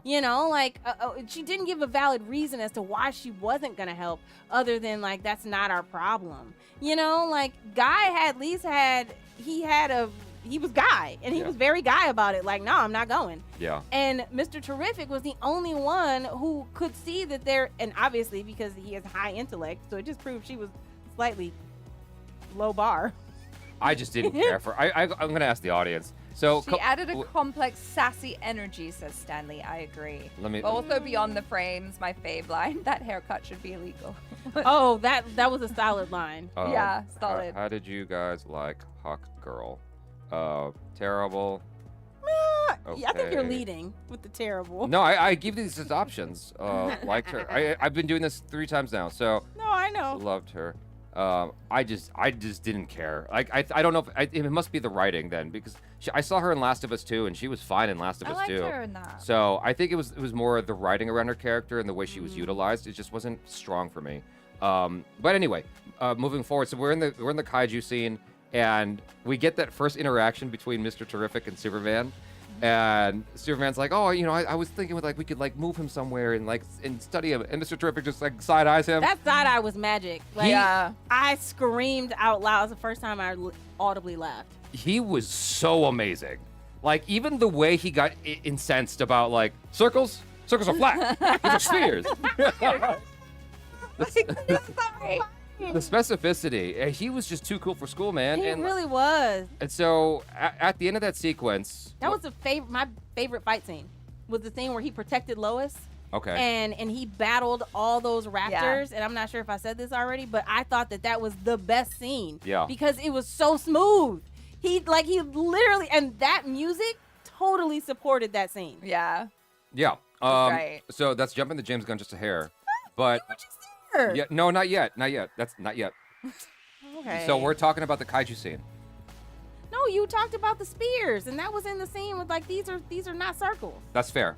Okay, but let's go back to the kaiju scene. Exactly. So so after what happens at the very end of the kaiju scene? The kaiju gets destroyed. He gets eaten from the inside. Yeah. He gets wrecked. Poor kaiju. And it almost falls on people, and Superman stops it and rests it. And that's when No. the news breaks out that Superman's got a harem, and the Yeah, the the tapes clip, invalidated. the full clip is there. Yeah. So how And do the y'all harem feel brought about up. that moment? Like everyone finds out at the same time, and immediately everybody turns on him, and it feels like, for me, like this.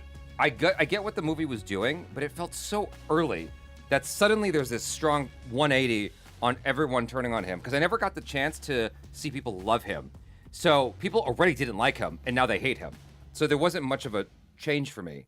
They were just more aggressive about it, if that makes any sense. And then people are throwing cokes at his head. And Yeah, that didn't make any sense. That Yeah. just didn't make any sense. Like, because it's clearly been established that it hasn't been vetted. So at this point in time, when it just drops, no one knows if this is a true, actual clip or if it's something that has just been fabricated. Right. So it was too early for people to be throwing stuff at him and like people pulling their children away. He literally just saved those little raggedy kids. Like they wouldn't even be here. Exactly. You know what I'm saying? Like Yeah. they could have been squished by a kaiju because that little girl was out there playing hopscotch. Where was her mama? You know what I'm saying? Like, oh, for you to be mad Yeah. this early on was a little early. Did the film ever establish what Clark or Superman knew about Lex Luthor? Because the entire film, Lex is targeting Superman aggressively. That's his entire story, his entire plot. Yeah. And at no point does Superman go, you know what, I'm gonna fly up there, until the dog gets kidnapped. So, did the film ever establish what he Did knows they have a about Lex? history? Yeah. Or that, like, you know, Anything. No, because because personally, the way the movie presented it Yeah. is that Lex was in the shadows until he did that interview on the It said show. Luthor Corp. It does say Luthor Corp, yeah, but you don't know that Luthor Corp. It also says Apple. You know what I'm saying? Like, insert. It could say in. You in don't a know what store. goes on there. Listen, you don't, and that's my point, is that he doesn't know what's going on at Luthor Corp. Maybe he hasn't been listening in, clearly. But, like, I think that his first introduction was Lex saying, this is true, and this is what happened, and clearly Lex has, you know, inside information. But the thing that bothered me is that Superman, going back to the kaiju, I'm not jumping to James Gunn. All right. He's going to the kaiju. The message has been released. Superman does his sad walk to a random building. Why didn't you think? How did they get that message? Where did it come from? I thought that too. Obviously, it came from my house. I thought that too. Obviously, somebody It was broke weird. in through my Ring camera Yeah. and I didn't get notified. Yeah. So, like, what? So you just chilling? You just chilling in this like random building, Yeah. you know? And you like having a moment, and all of a sudden somebody says something like, you know, where did this come from? Excuse me, I gotta go home. Like what? Yeah. You should have been home 10 minutes ago, Yeah. bro. I get you. Yeah, I mean, to be fair to him, you know, he is human and flawed, and maybe not thinking the full No, three-dimensional honestly, aspect though, of yeah, things. that probably It just would be seemed. the first thought. It's like, oh, That would have wait been a the shit. first thought. It's like, wait a second, that's my private, that's my private stash. How did you get my How did you get in there? RedTube, links? Like, that's just, how did you get Like, access to that? How did you get access to this? Like, I couldn't even, my little robots couldn't even get the rest of that message. Or maybe the robots just suppressed it. They were like, Yeah. this doesn't sound good. Let's Yeah. just not show that part. Yeah. No, probably. Okay, so he's got the phone in his hand from the guy, because the guy's like, here, look, and he's watching the whole thing in real time. I was a little surprised that there wasn't a single news camera on. Superman discovers the message for the first time. Reaction. Like his reaction, because that's news. Like, that's literally news. And presumably there'd be people like, oh my gosh, that's Superman watching the thing that we're watching right now. You know, Exactly. it's like collectively. Because they all stayed around. Yeah. Nobody left. Yeah, we're all collectively finding this They out almost died. in real time. Like, this is. I can't say that because it's going to trigger a demonetization. It's like a global catastrophe that we're all witnessing live on TV. You know, because like that, I feel like there'd be a camera on Superman. I was about to reference a certain thing that happened. that happened in American history. Yeah. Not about 24 years ago. Yeah. So I see what you're saying. Yeah. So, yeah, like, it's just, I do think that is worth mentioning, because it's like, why weren't they? Everybody's documenting everything else. So Yeah. why wasn't there a moment? But that's to the point of like, why didn't no one say like, I got feelings about the harem? You know what I mean? Like, there should have been more social media reactions. yes. You know what I mean? Like, Yeah. there was a lot of comments and things on the ticker tape that was part of the news cycle, but there weren't enough like social media commentary. Like, I did kind of miss that. Gotcha. Okay, so then afterwards he goes into the building, like you said. He gets the can thrown at his head because that guy's so mad. I mean, Yeah, he, wouldn't you be scared? He was having a bad day. He's a meta-human. He can turn around and he can like. I watched The Boys. I could see. Like, so he I've could seen have that go turned wrong. around. Like, Yeah. honestly, like, If you really thought he was here to rule the world, you wouldn't have would thrown the you can. throw a can of soda at his head?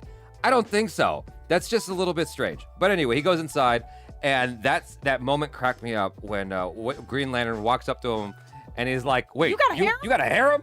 Like, that was the most unexpected line, and I was howling in the theater.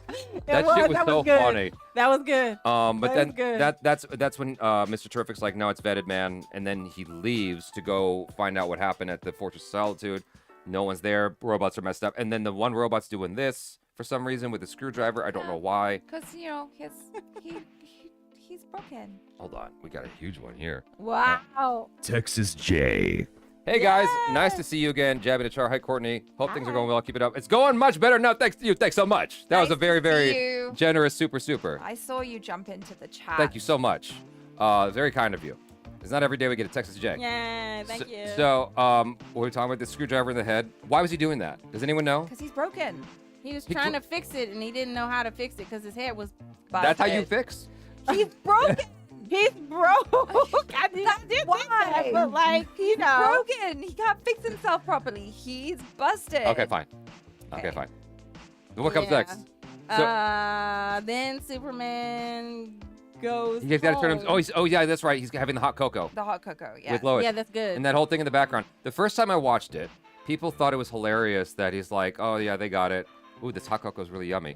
Like, those two little things made the audience Funny. laugh the first time. Yeah. The second audience didn't laugh at it. I'm like, no, but that's funny. Why aren't y'all laughing? It's adorable. They laughed in it's my interesting. audiences. John Del Rey says, Lois Lane giving me total Friends Season 1 Monica vibes. Her voice and styling, white t-shirt. I guess I could see that. Yeah. I didn't think about it, but I could see that. I didn't think about it either.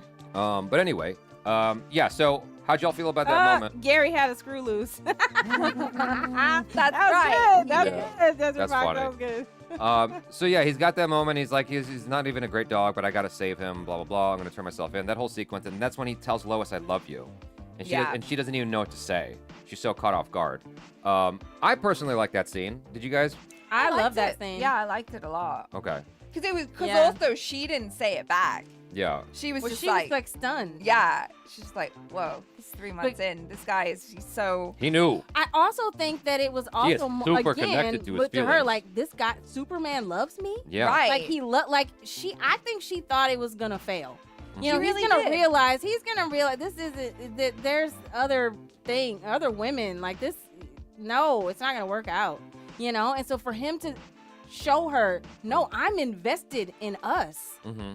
In that moment, it became real to her, and he's like, no, I'm going to sacrifice myself. Say what? Excuse me? What Yeah. you doing? Yeah. What do you mean? Yeah. You're trying to let me. Wait.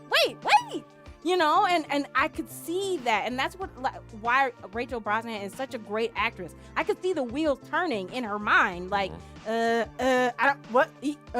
literally all those things that no words couldn't be verbalized. Yeah. You know? Yeah. It was really powerful scene for both of them. I loved it. I thought it was fine. I thought Yeah. it was cool. And then moving forward, he turns himself in. He gets his face planted into the ground, which I don't feels think like a that's statement. necessary. I love that he said that. Yeah, Yeah. That moment, more than anything else in the film, felt like a statement.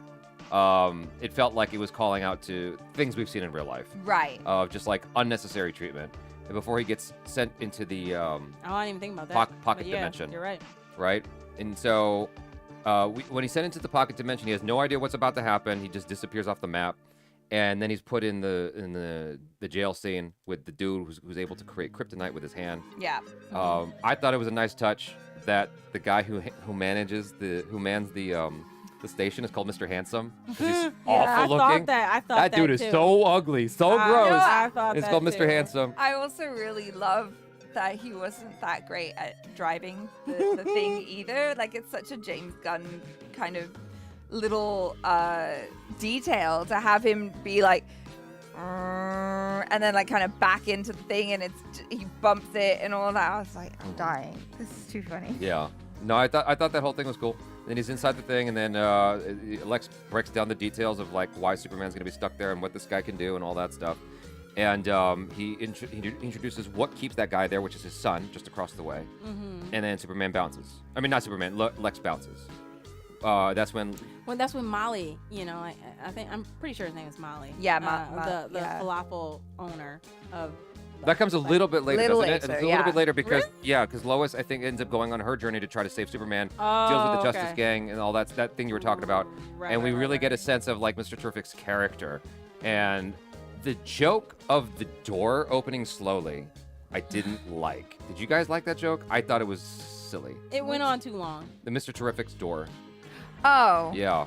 Yeah. He said I haven't gotten to that yet. Yeah. It went on a little too long. Yeah, it was another kind of awkward James Gunn type I just didn't joke. care for it. Yeah, it was But okay. I loved the scene inside of his UFO because she's like talking about his her feelings about the relationship, and he's like, yeah, I don't do people's emotions, and she goes, yeah, and then she keeps on going, and he And just then he like looks at her. looks at her. Like, what? I was serious. Yeah, like please stop. I don't have the energy for I'm this. not comfortable. Like, Yeah. we're not friends. Yeah. You know what I mean? Like that was perfect. Yeah. And then meanwhile, Superman's getting tortured, and we see his face is just messed up.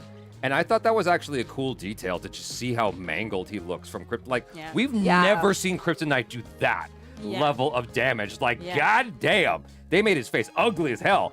I've never seen him go through Kryptonite like that. Yeah. So how'd you guys feel about, like, just the awfulness he was being put through? I liked it. I mean, and then you also get that joke where, what's his name? Element. Is that his name? Element? Element, Elemento? yeah. Yeah, when he, like, takes away the kryptonite, and he's like, what are you doing? Yeah, he's like, why is your face still messed up? Yeah. Like, where's it gonna fit? Yeah. And he's like, I need the sun. What do you mean? There's sun down here? That's the problem. Yeah. Yeah. Like I did appreciate the fact that there was a physical manifestation of the kryptonite poisoning. Yeah, we never Yeah. did that. You never see that. I Yeah. thought that was great because usually you just see him getting sick and like Just, laid like, out weak, like yeah. you know what I mean. So like to see it physically, like he was shutting Metamorpho. down. There it is. Not element. Metamorpho. Oh, metamorpho. Oh, okay. They kept calling him the element. So appreciate that. Thank you. Yeah. Yes. Yeah. Yeah, I thought that was cool. And so finally, we get the what you wanted to talk about, but I'll cue us for that in a moment. Torino Johnson. Give Hot Girl story time. Her love story with GLA. John Green Stewart is Lantern, epic. John Stewart. Oh, is GL. epic. Green Sorry. Lantern, yeah, John Stewart is epic, and her arc will either leave you or loving her or hating her. Just wait for it. You also missed a couple. Yeah. I did? Yeah. Oh, Chainsaw X. Guy was less of a jerk than I expected. And Oh, above it, Ninja hands. Ninja Hands 1. that movie needed more Achara scenes. I That's- don't know what that means, but that's nice. Thank that's you. cool. Anyway, thank you, Ninja Hands, and thank you, Chainsaw X. Really appreciate the supers. Thank you, Torino Johnson. So we're talking about a comic here, Torino Johnson's last one. Yeah. Okay. Yeah. Apparently, she's got a really great storyline. With Yeah. Green Lantern John Stewart. Gotcha. Okay. Like very epic and romantic. John type Stewart, of not from The Daily storyline. Show, right? That's a totally different John That's Stewart. yes, completely different character. So we get the beach scene where there was also this like it's a very James Gunn humor thing in the Justice Metamorpho the element. in There we the go. in the Justice Gang scene Element Man. when Mr. Terrific's like kind of tracking Superman, and he's like Lois is like, wait, you put a tracker in his blood? Oh, yeah, He's like, yeah. I do that to everybody, and there was like quick cuts of Hawk Girl, and Green Lantern, like, wait, what? And then they're just like, okay, Yeah. whatever. No, I thought that was cool. But then, like, the sequence with Mr. Terrific on the beach is the best sequence in the entire It's- film. Yes, hands down. And this, yeah. Like, So there's we can talk about it now. Yeah, we can talk Yeah. about it. Like, it was a needle drop moment, which James Gunn loves to do, and it was one long take. I could see one, what do you call it? Cut point? Yeah, a cut point, effectively, but a seam? For stitch. transition. Yeah. I saw one transition, one stitch in the whole thing. That was obvious. But outside of that, I just was like so impressed by that. And you felt like you were in there with Lois, kind of witnessing this for the first time and like just kind of marveling at it. And it's like it really showed you just how dope this dude is. And it makes me mad because Superman never got a scene like that. Not once in this entire film. Did Yeah, he never ever got a win win. like that? Like Nope. Mr. Terrific, that's the equivalent Slade. of tough guy walking away from the explosion, eyes open, Right. not Yeah. blinking. It's like that. Yeah. That was the only scene like that in the entire film. And then he goes in and they open up the portal, they go inside, and blah, blah, blah. Well, it makes me ask the question. Yeah. How long? It made me feel like Mr. Terrific has been doing this a lot longer than Superman has been visible to the world. That's right. possible. And so, like, this is old hat to him. Yes. So it makes me ask the question: how long have we known about Superman in this world? How long has he been active? Mhm. You know what I mean? Yeah, I'm listening. Because Mr. Terrific, he was so good in that scene. Like, I can't. Like, he was just so whatever about it. Like, the whole time he does his little thing with the hands. The things come down, he steps out and just gets on it. Yeah. Like, goes to work. He ate like everybody. Mhm. And it was such a solid scene. And she's sitting there like, Yeah. really? Am I dating the wrong guy? It did like really depend on her reactions a lot because she was I guess being like us, the audience, going like, whoa, like what am I seeing? This is crazy. Yeah. Like, yeah, it was really well done. And then afterwards they get inside, and then you really get that helped me to get a bigger sense of the scope of that pocket dimension, because like they were so far removed from where Superman actually was. Like that's how big the pocket dimension is.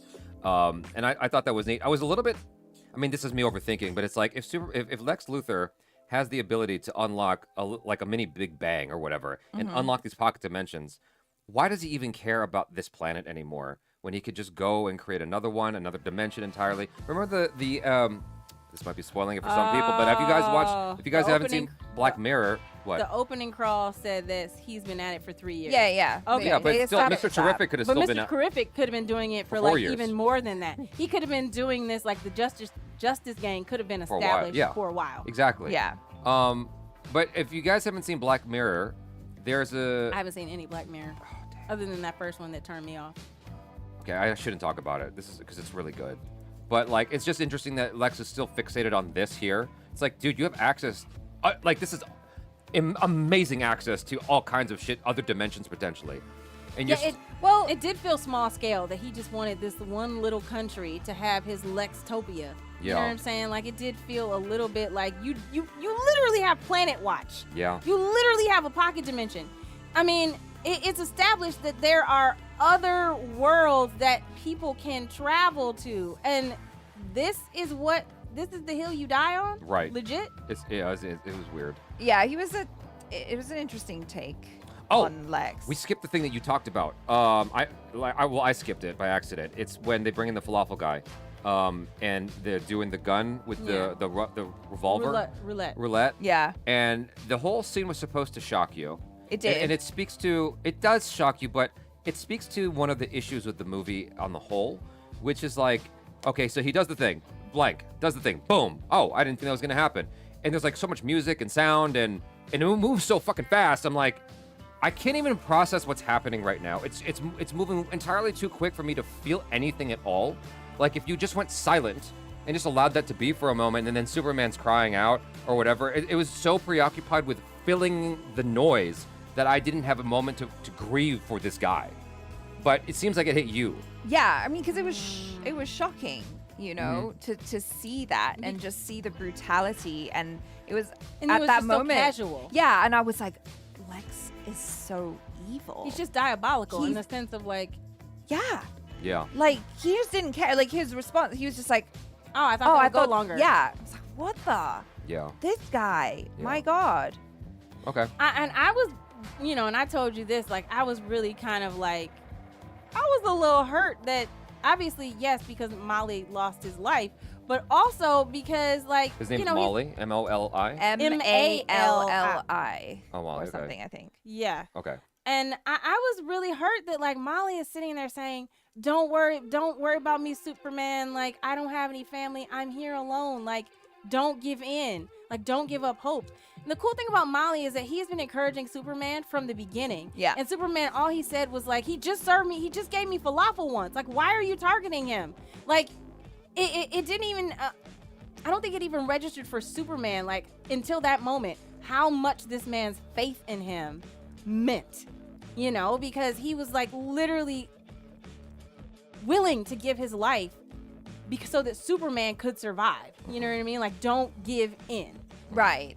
And also it shows us just how diabolical Lex is, because he Yeah. would just grab a guy. All he did was give Superman like a falafel, Yeah, Mhm. that's it. and he would kill him. So like, what would he do to his parents if he found him? If Right. if he took Lois? Yeah. Like people that he cares about this guy, Molly, And why of course, but why was Lex asking that though? Like he wanted to know where he came from. He wanted to know who raised him. Why was that important? So that you could bring them there and torture him more? You're literally already torturing him. So what was the point of that torture? That was it didn't have a point. It might have something to do with the Pentagon. Like they wanted those questions answered. And so he was using his methodology to get the answers because he said he would kill him, but the yeah. Pentagon's got questions, and so he's asking questions. Okay. Yeah, but like, I hear what you're saying about like him going, oh, don't worry about me. But I think that it was all at the service of like helping Superman ultimately. But my favorite bit about that I enjoyed, which was very throwaway, was when Lex goes, I'm gonna get someone else you love. Maybe I'll get the interview the person who was always interviewing you, Clark Kent. And I was like, because I was expecting him to say Lois. yeah, Right. Because that's the next thing you go to is the female that Superman cares about, but it's just himself who's already no there. one knows he cares about her yet because Yeah. he hasn't given her an interview yet. Exactly. right. So that was interesting. Yeah. Can I say one thing? Yeah. And like this is not going where you think it's gonna go. Okay. This is no, because we've I'm had curious. no, because we had a conversation and it's not going there, but it's going to when Lex is showing the planet, the pocket dimension to Superman, Okay. and he shows the little animals that are on Twitter that are the bots that are releasing all this negative information about Superman. My friend pointed out that what he was expecting is, given that they were all monkeys, he was expecting Gorilla Grodd to show up. Okay. That they were working, that potentially like either Gorilla Grodd was somewhere around nearby, Uh-huh. that like, Lex has commandeered his like little network, Mm-hmm. or that like, like Gorilla Grodd is really the one that's secretly in one of these like collector like cubes somewhere. Uh-huh. So I thought I that don't- was really do you know who Gorilla Grodd is? Vaguely from the game. That's it. Yeah, so I Yeah. thought that was a really like exciting thought Yeah. because I didn't land on that because I was just I was focused on like just like the bot aspect of that Right. scene. Right, yeah, You Okay. know, so I thought that was really cool. So I don't know if that registered with anybody else out in the chat, but I thought that was interesting. This is quick. John Del Rey. Thank you for the super chat. Really Thank you. appreciate you, man. You didn't ask anything as far as I can tell. Flash villain, but still, it's in the DC universe. I respect that, Jeremiah. But I'm there's just saying. in the chat here, there's someone named Joseph who's saying, real rejects copycats. Why do you copy real rejects? And I'm like, I'm laughing inside because I'm like, that's my brother. It's like, and so it's like people going back and forth. Oh, rejects are better. No, here these guys are better. I'm like, I look up to the real rejects because that's my brother. It's family. So it's family. Yeah. So like you're not gonna pull me into a pissing contest over the real rejects. Like I support them 100%. yeah, just like So- they support us. Yeah. so. Yeah. So I just Yeah. like I'm not even. You can responding to that. enjoy Yeah, both of us. Yeah. So hang out here and hang out there. It's fine. Exactly. Exactly. No worries. So All love. after Lex does that and he leaves, then the element guy is crying and he takes away the kryptonite. He does the sun thing so Superman Yeah. can punch through the glass. That whole sequence happens. Hold on. Torino Johnson. Agreed, Jaby. Scenes didn't have time to breathe. Yeah. Yeah, I mean, Yeah. I do, after hearing your thoughts on it and everything and watching it again, I'm like, yep, the criticisms are valid. It Yeah. moves really quickly, but I had a great time. Yeah, you still watching loved it. And so Yeah. I'm like, I can see all of that. And someone was saying in the chat as well, like, it was a great movie, like it was really fun. But the minute you start breaking it down, like breaking it apart, it falls apart really quickly, which is valid and true. Doesn't stop the fact that I enjoyed the crap out of it. Yeah, it's just that there's a Costco supply inside of the refrigerator logic. What It's do you like- mean? Oh. Yeah. Like you know what refrigerator logic is? Yeah. It's where you watch a movie and then you're like, oh, that was fun, and you go home and you open the refrigerator to get to make a sandwich, and you're like, wait a second, and there's like a Costco supply of stuff in that fridge of like, this is a lot of weird shit. That's all it is. I still had fun twice, but there's a lot of things. Oh, okay. John Del Rey. Thank you for your super again. So that was very generous. I Right on. forgot to leave my comment before. So here is another. Mr. Terrific on the Beach was DC's equivalent of the Evan Peters Yeah. Quicksilver scene in X-Men Days of Yeah. So Yes, good. actually, that's a great Yes. parallel. That is. That's a good comparison. Really Yeah. is. Yep. Yeah. And in Days of Future Past, is that where Wolverine was kicked into the river at the end of the movie while the third act was happening? Yes. Yeah. Yeah. Yeah. Yeah, so I had issues with that film. I know everybody loves that movie, but I had issues because they nerfed Wolverine at the end of the movie. And I'm just like, you just kicked him out of the film. He is the one who's driving the plot. Why is he not in the movie anymore? I think he needed that moment of reflection. All right. Well, anyway, Gopala01. thank you for the £2. I need a Jimmy TV show. He was my MVP. See? People like him. Yeah. Not toxic at all. No. You can still like him, and he can still just be a little. Sure, but he's a fun kind of toxic. He was fun. Yeah. Listen, Yeah. I love him. I thought that guy is a great actor. Yeah. Where are we? We're talking about his Superman breaking out, saving the CG baby. Okay, so that was a funny Yeah. little comment here that someone left. He said, "Please, someone tell DC to stop with the CGI babies." I mean, the babies at the beginning of Flash. Oh my God. See, I could kind of look past the CGI alien of this baby. baby because he's an alien. So I'm Yeah. like, okay, it looks kind of weird because I mean, like, he's not a fully human Yeah. baby. Yeah. And so then you have that whole sequence of Yeah. someone was saying way earlier in the chat, I don't even know if that person's still here, but when they're like falling towards the black hole in that river of stuff, someone was saying, oh, it's like Minecraft blocks. Oh yeah, yeah, yeah. And I did think it was a little bit odd at first, but then I It's- just I let it go. I was like, I had fun with the scene as my result. You Because know? Mr. Terrific made it seem like it was cataclysmic. Do you know what I'm saying? He Yes. was like, oh, that's a proton river or whatever. Yeah. You know what I mean? And Superman's just floating through it. Like, yes, okay, he's Superman, but he does not have the power of the sun. So he should have been a little bit more damaged. Well, he couldn't you get know, out. I understand, but Yeah. it's caught in the proton river and it's supposed to be damaging. I know. So I was just that's where I'm like, are we gonna like, maybe his suit is a little burned? You know what I mean? Like maybe he could be smoking or something like that. I don't know. But I accepted it that he's still Superman, Well, even though okay. he's away from the sun. So the equivalent is us getting caught in an actual river. That's how I looked at it. It's like he's actually well, it's because- us being human. Like if Terrific or Lois would have fallen in, I think they would have disintegrated. Right, yeah. exactly. That's Yeah. the point. Yeah, I'm yeah, trying yeah, to that's make. the point. Yeah. Yeah. No, absolutely. Nafis. Abdul Kader. I don't know if that's how you say it, but I have two questions. Why is Brandon Routh's Superman not talked about? How would you rank all the Superman from the movies series? Check out Superman Lois CW show. I gotta pee, so we'll stay on Achara for a hot sec, so I can hop out and go pee, and then I'll come back. You guys talk about your ranking of Superman. In terms Can you hit of that Brandon button? Routh, One of those buttons. are we? Okay. Are we Oh, I don't need this. Yeah. Yeah, I was like, we're where gonna you going? listen to Jaby do a pee. in terms oh my gosh. Okay. Talk about this Brandon is so Routh. funny. Like Mutant Toes, Kate Bosworth was Lois Lane in there. I never forget there Oh was my a shot of gosh. her taking her shoes off, and I was like, can we never show her feet again? I don't remember that at all. It scarred me.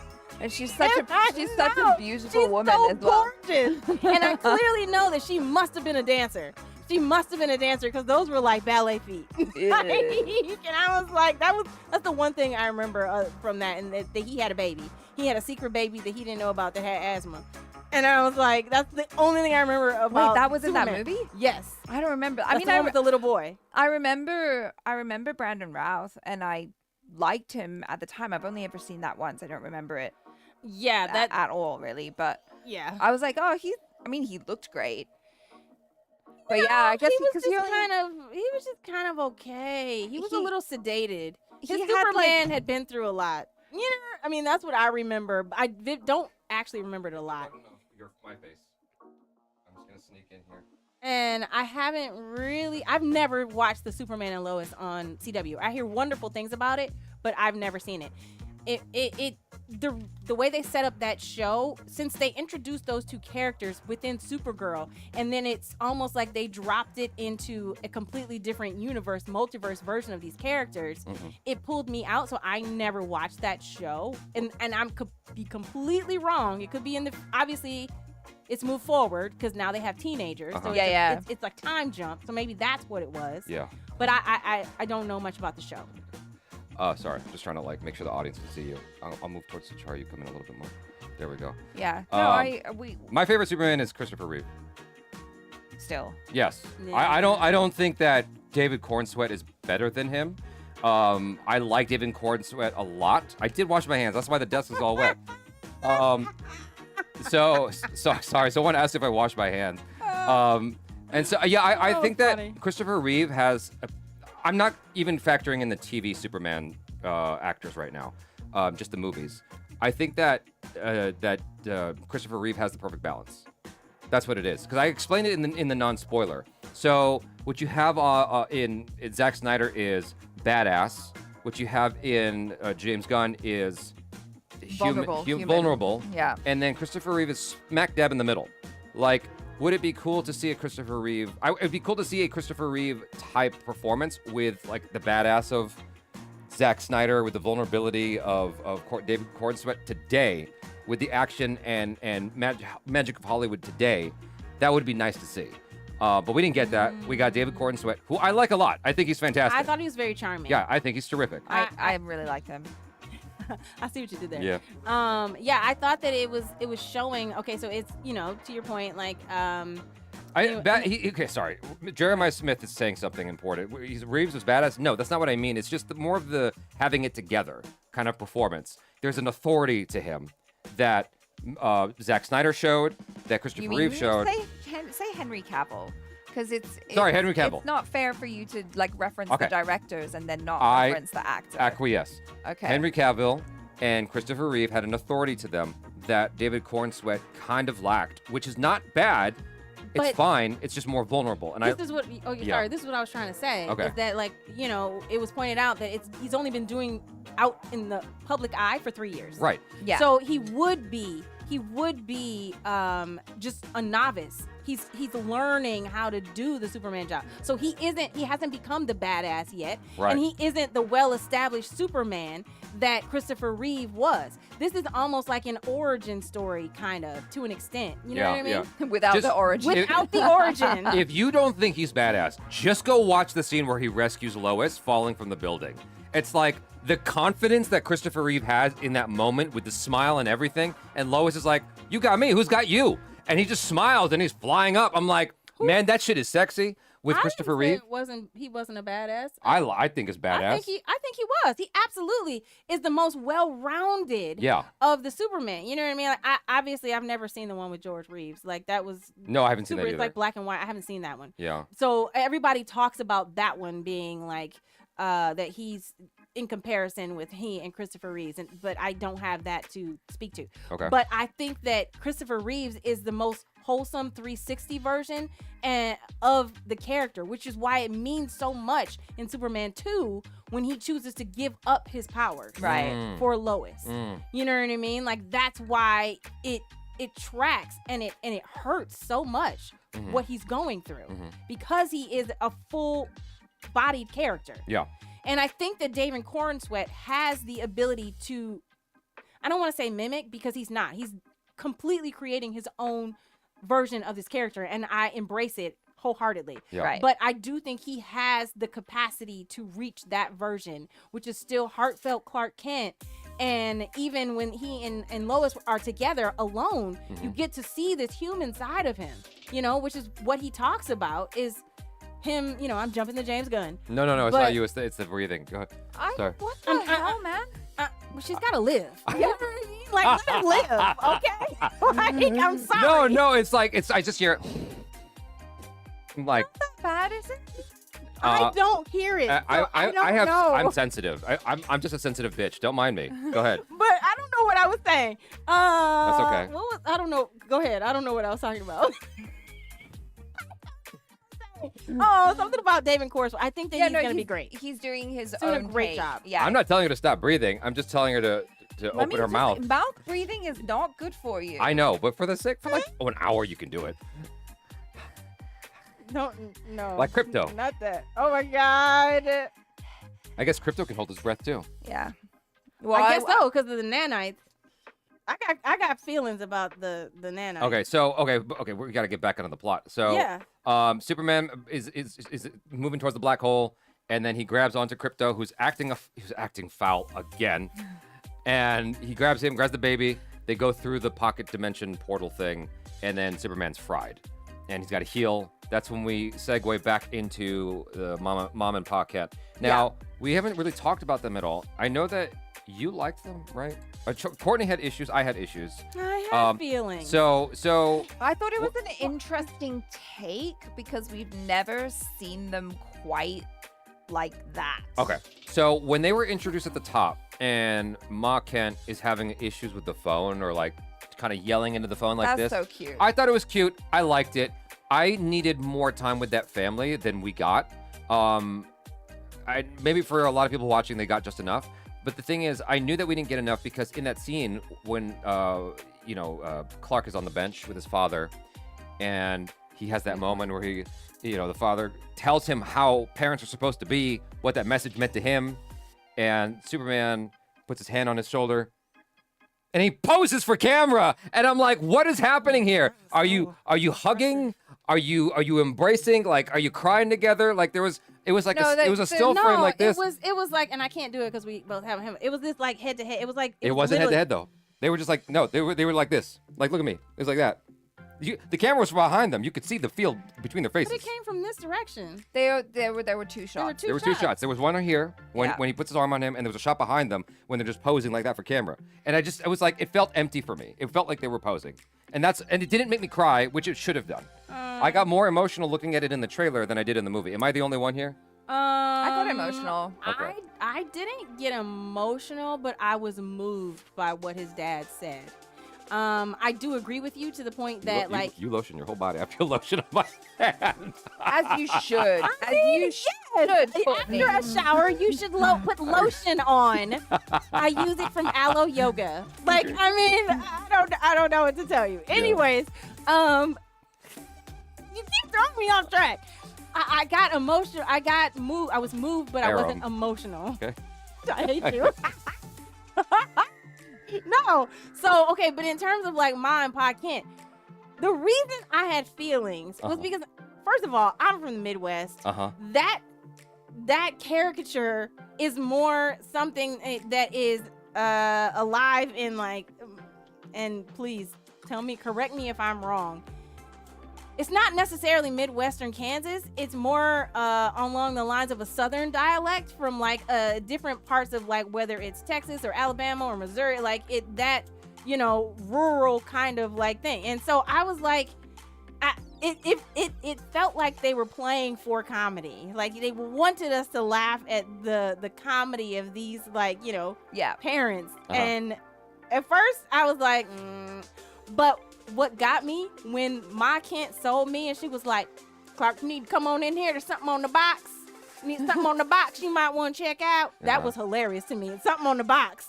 Maybe they moved from the South to Kansas. And that's what I had to like write in for myself. But I don't like when I have to write a narrative for myself to explain what's happening in your movie.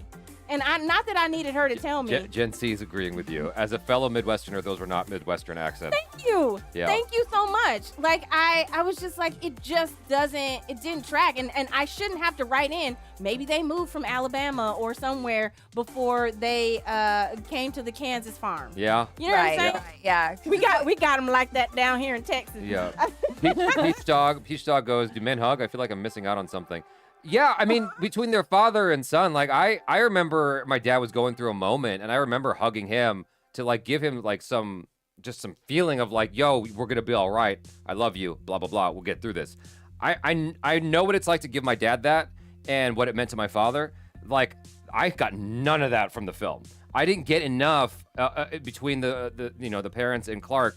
In terms of a feeling, it was more like the movie is telling me this is happening, and I feel like I'm getting the cliff notes of what I should be experiencing. But can I say? Yes, let me interject.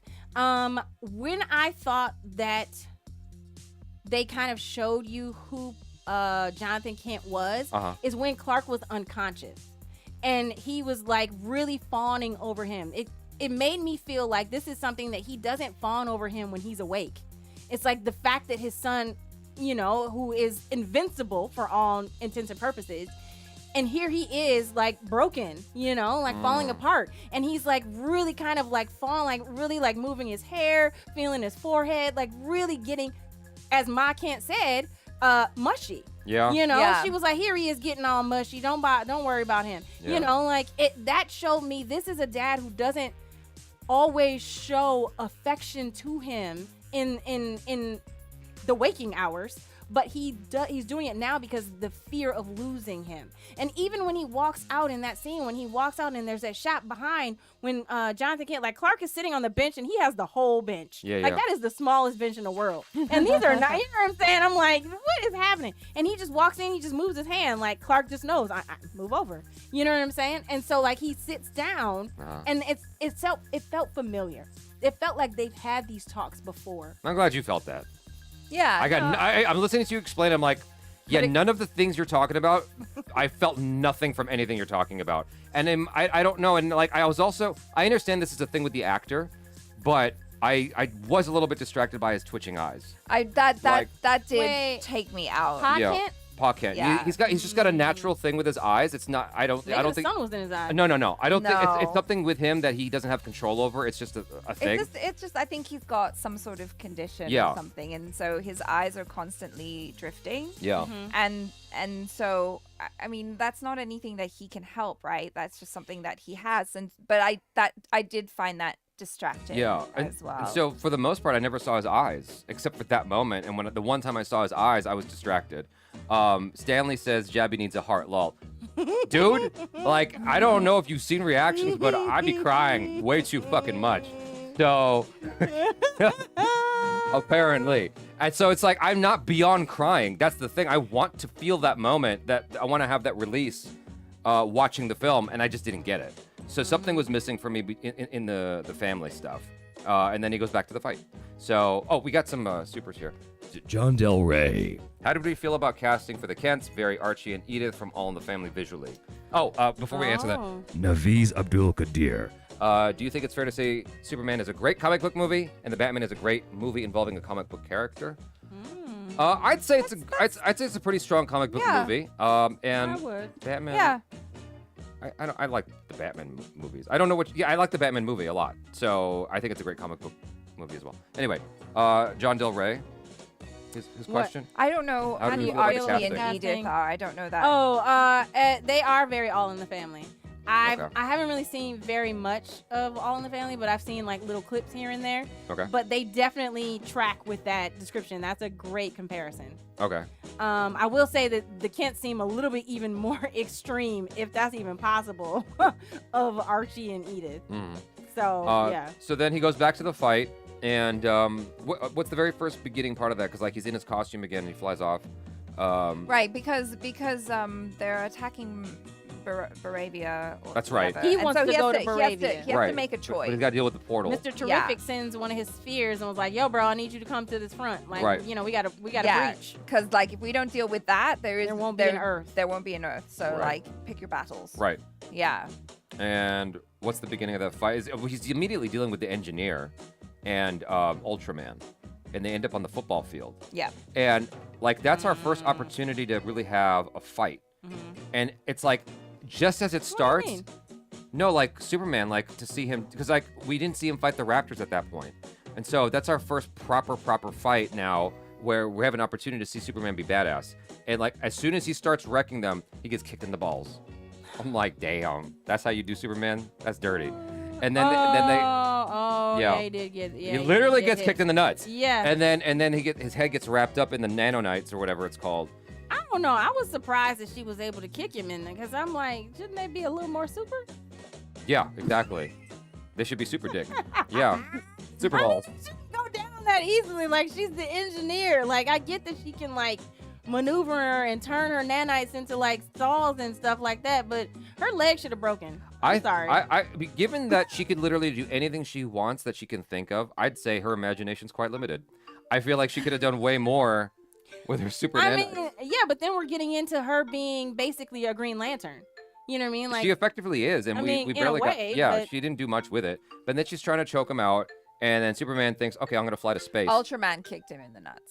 Whoever. okay, So thank that- you for that. So it's a That's super kick to fine. a super Okay. dick. Then super kick to super dick Yeah. equals that super works painful. out. That Yeah. works out. Yeah. Thank you for the correction. Okay, so anyway, he's flying up into space. Now we find out that Ultraman is a doppelganger, or effectively he's got Superman's DNA and strength, right? We didn't find that out yet. No, 'Cause we no. gotta- Later, I understand. Later on, we'll find that out. But we know this Right. now. Right. And so when Superman's flying, Yeah. how come Ultraman can't stop him? Are we just There's a supposed to? lot of how comes. Are we just That's the supposed first to? one. We're just supposed to ignore that, right? That's the first how come. Like, Okay. why can't he catch him? So then Then there's the second how come. So somehow Lex impossibly designed these cameras to move as fast as Superman. Okay, we'll let that go too. And then you said that the engineer is human. And Engineer's human, and she's at least partially human. So why didn't she pass out from like being in having space. no air, like as we saw? And granted, I know I'm mentioning a Marvel film, but when Peter Parker is hanging off the side of a rocket ship, Yeah. you know what I'm saying? He passed out from asphyxia. altitude. Yeah. Exactly. And so also we're up in altitude, so it's really cold up there. Yeah. Why didn't the nanites freeze? Right. So now we're Right. up in space, Right. and old girl's still awake. Yeah. And Okay, So then. and nobody has any condensation. Yeah. That's Yeah, true. yeah. Not even an icicle. Then Superman's flying back down, And she's re-entry. like, and it's re-entry, okay, and No so fire. I'm expecting it to be an asteroid, effectively. Yeah, me too. And She should have melted. and destroy the city, but it just creates a little hole on the street, and I'm like, what It's the? not even an explosion. How did that happen? Yeah, she's how? she's awake. She's not awake. She's alive. And they're she's like, breathing. oh, she's alive, she's breathing. Um, Why? Yeah, exactly. Why? First of all, can I get a burn? Yeah. Because re-entry. Yeah. There was space. The Earth was below them. Right. Okay. So Junior Cass has an explanation. He goes, he's a clone. He wouldn't be as strong as Superman. Okay, fine. Okay. I'll take that. Okay. I'll take Or that. smart. We accept that. I'll take that. I'll we take that. accept that. And so afterwards, that's when we see Ultraman's mask come apart, and someone I forgot his name. Jeremiah Smith says she didn't have a coat on in Antarctica, so it's clear the temperature doesn't affect That doesn't account for space. Right, but space. She cannot be cold in Antarctica. Antarctica's But cold. I mean the level of like it's space. impact and like the G-force that is coming down on her. Yeah. Like that is where you lose me. Yeah. So, Like- so someone I forgot his name, but like it was someone at the IMAX screening we went to pointed this out after I made a comment about it. So have you ever read The Death of Superman? yes. So after that, you have these other iterations Yes, of Superman the that pops yeah, up, yeah, yeah. and one is in the black costume. Yes. The very first time we see him, he's got long hair. Yeah, I forget about what what is his name? Go ahead. Keep But going, anyway, think about it. It's like whatever that moment was so memorable to me. Like I can't remember most of what I read as a kid. I remember that moment of the Superman in black showing up. Yes. And that's the end of that comic, that issue. And it looked just like that to me when Ultraman's mask came off. And I was like, oh, I don't think James Gunn I don't think he's actually referencing that. That can't be. But then the dude I was talking to at the IMAX screening was like, no, but his hair was long, just like in the comic. I'm like, you're right. It's just like the comic. That's crazy. And so it must have been that James Gunn was kind of low-key referencing that comic. Well, somebody else pointed out, my friend, he pointed out that there's a quote that Lex Luthor says over the radio, and he was like, yeah, I cloned him, but there wasn't enough of the DNA, so I had to add, like 'Cause he wasn't smart either, yeah. Right, but that is Superboy's backstory. Superboy's backstory is that he clones Superman, and he adds Lex Luthor's DNA to create Superboy. Right. And you just passed it. Yeah. It's right there. There. No, but that's not the image I'm looking for. But yeah. Oh, but yeah. anyways, and does it say what that guy's name is? Somebody tell me, because it's right on the tip of my tongue. But like that, so that was a point that I did not think about in terms of like, oh, that is how Superboy was created, even though he didn't look like a boy. But for me, I kept thinking Bizarro, because Lex made such a point of pointing out like how dumb he is. But my friend, and like somebody else said that like with Bizarro, up is down, down is up. So he comes from a whole nother planet. But I don't know, I just got Bizarro vibes. No, Like- you're not the only one. The guy we were talking to was also, he was like, he was saying how it was like an amalgamation of a lot of potential different iterations of like Supermans. Neil Booth. Was disappointed. Story starts in a strange way. Superman acts out of character a few times. He's never really treated with respect or reverence. A lot of emotional scenes undercut with poor comedy. Okay, that's actually something we should talk about before we get to the finish line of the movie. Okay. So, how did y'all feel about the comedy in the movie? I personally was fine with it. I had a great time. There wasn't a single moment I was like, I didn't quite find that funny, except a moment you liked, which is when Element Man was like, "Why are you still ugly?" Like, I think the way I said it just now was funnier than the way they did it in the movie, personally. But He didn't say, "Why are you so ugly?" He said, "Why is your face so messed up?" Yeah, something like that. Yeah. whatever he said. But But like, if you had said, "Why are you so ugly?" that would have been funny. yeah, I just didn't find it as funny as the movie wanted me to find it. But most of the comedy in there didn't undercut the tension for me, didn't undercut the drama for me like it did in Black Widow or a couple of Marvel films. Well, Yeah. this, Oh, go ahead. go ahead. Yeah. No, Charles, I usually like quick with her. Oh, okay. Yeah. and No, you're long-winded, so I'm gonna let her go first. I didn't feel like it was undercutting in a bad way. I felt like it was like a nice tension release. Okay. So for me, it was like, ooh, I'm feeling a little tense now. And then the comedy came in, and I'm like, haha, okay, thanks. Yeah. Now we can continue. Yeah. There wasn't a single instance where, except for the "Why is your face still like that?" where I was just like, oh, the comedy's not good there. That's not working for me. Well, I felt, I commented to you, it took on the form, the comedy really kind of took on the form of the Marvel formula. Uh-huh. Like it had a lot of that, Guardians kind of vibe. Okay. So, and which makes sense because it's James Gunn and he's trying to infuse, like he's made comments about how he really wants to bring back the hope to Superman Right. how he wanted to change the color scheme, that DC movies have become very dark, and that he really wanted to brighten it up. Yeah. The only time I question the comedy is just because I didn't understand like why he thought it was funny is when they walked into the first time we're meeting Superman and the sports guy's like, "I don't like chitlins." Why are you talking about chitlins? Right. Do you have you got a black girlfriend? Like, I'm confused. Okay. Why are you talking about chitlins? I asked Ashley about the chitlins. Uh-huh. Ashley's also African American. And she's also in the movie, guys. Okay. Yeah, she's in the movie. Oh, was I not supposed to That's say okay. that? That's okay. Courtney's not doing the reaction, so it's fine that you said that. So I'll explain to you after we get off the stream. So Ashley's in the movie, and she's also a host on the channel. And I asked her about the chitlins, but I didn't ask it in a leading way. I just asked her, "What'd you think about that chitlins comment?" She's like, "That was weird. I didn't understand why. That was weird." And she's like, "Only black people talk about chitlins, so it was a little bit weird." My point exactly. Yeah. That was her comment, but she didn't say anything beyond that. Well, and that's the point I was trying Yeah. to make is Yeah. that it didn't land because it could go either way. Maybe the people in the black community. I just felt myself breathe right there. I felt you like. I didn't even hear you. I didn't hear you. Anyways, No. Now I'm like conscious about my own breathing. No. But like I felt like it could go one of two ways. Like either people in the black community really, found, they're mentioning something that is mainly about us. Okay, we feel seen. But then there's also the side was like, are you mocking me? Because you got two white characters talking about chitlins and I really don't know why. You know what I mean? Yeah. So it's like, okay. All I can tell you is yeah. Mr. Terrific was the best person in the whole movie. He was. It's not. Yeah. Listen, I didn't suggest anything else other than that. Okay.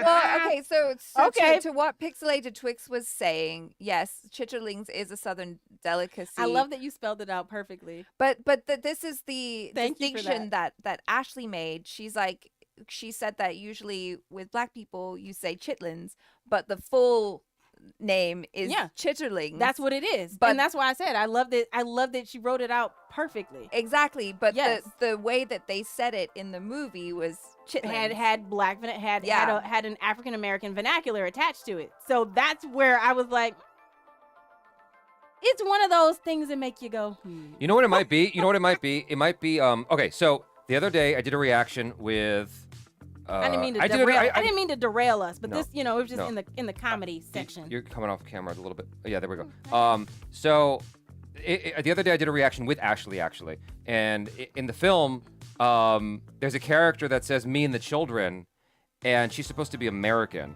And I was like, there's something weird about that line. And I thought about it for a second, and as I realized that Americans don't typically use the word children when talking about their family. They'll say me and the kids, or the kids and I. Depends on the time period. Yeah, modern. Oh, okay. Yeah, they don't say children. And it just sort of like caught me off guard. But I realized the people writing the film are English. And so they're speaking to themselves. And I'm just wondering if maybe, just maybe, James Gunn is just really close to people who use the word chitlins. And so, So maybe he wrote chitterlings in the script, and they're like, "Nah, you need to call it chitlins." No. I think he wrote chitlins because that's what's familiar for him, for people that he's friends with, maybe. Because I can see myself doing the same thing by accident. That's not the point. The point is like, why put it in there? Like what? Because it amuses James Gunn. Just Okay. Yeah. And that in and of itself is like, you know, where we're needing to get to. It's like- we can move on. Like, we don't have No, to. like okay, and if you watch Rush Hour 2, I think it's a Rush Hour 2. Jeremiah Smith said, "Chitlins is how we say it in the South." You're right. 100%. I can't remember if it was Rush Hour 1 or Rush Hour 2, but there's a whole bit with Chris Tucker struggling with gefilte fish. Like, Yeah. it's a whole thing. And Chris Tucker's like, black people don't eat this. Like, he's just making a whole point. But the thing is, Brett Ratner is Jewish, and so he eats gefilte fish, so it's a thing for him. Yeah. And so, to me, everything is a projection of whatever James Gunn finds amusing. Yeah. And so I just have to imagine that maybe he's eaten that or has friends that eat it, and that's why it came out like that instead of chitterlings or whatever else it could have been. Yeah. Ronald Watt said, you know, I'm black and I agree. That joke was weird, but Yeah. he did like Mr. Terrific. Mr. Hands Terrific down. was great. Mr. Terrific was amazing. Yeah. Yes. Anyway, Anyway, moving on. Moving on. What are we talking that about? wasn't only, yeah. But So- all the so- comedy, other than that, yeah.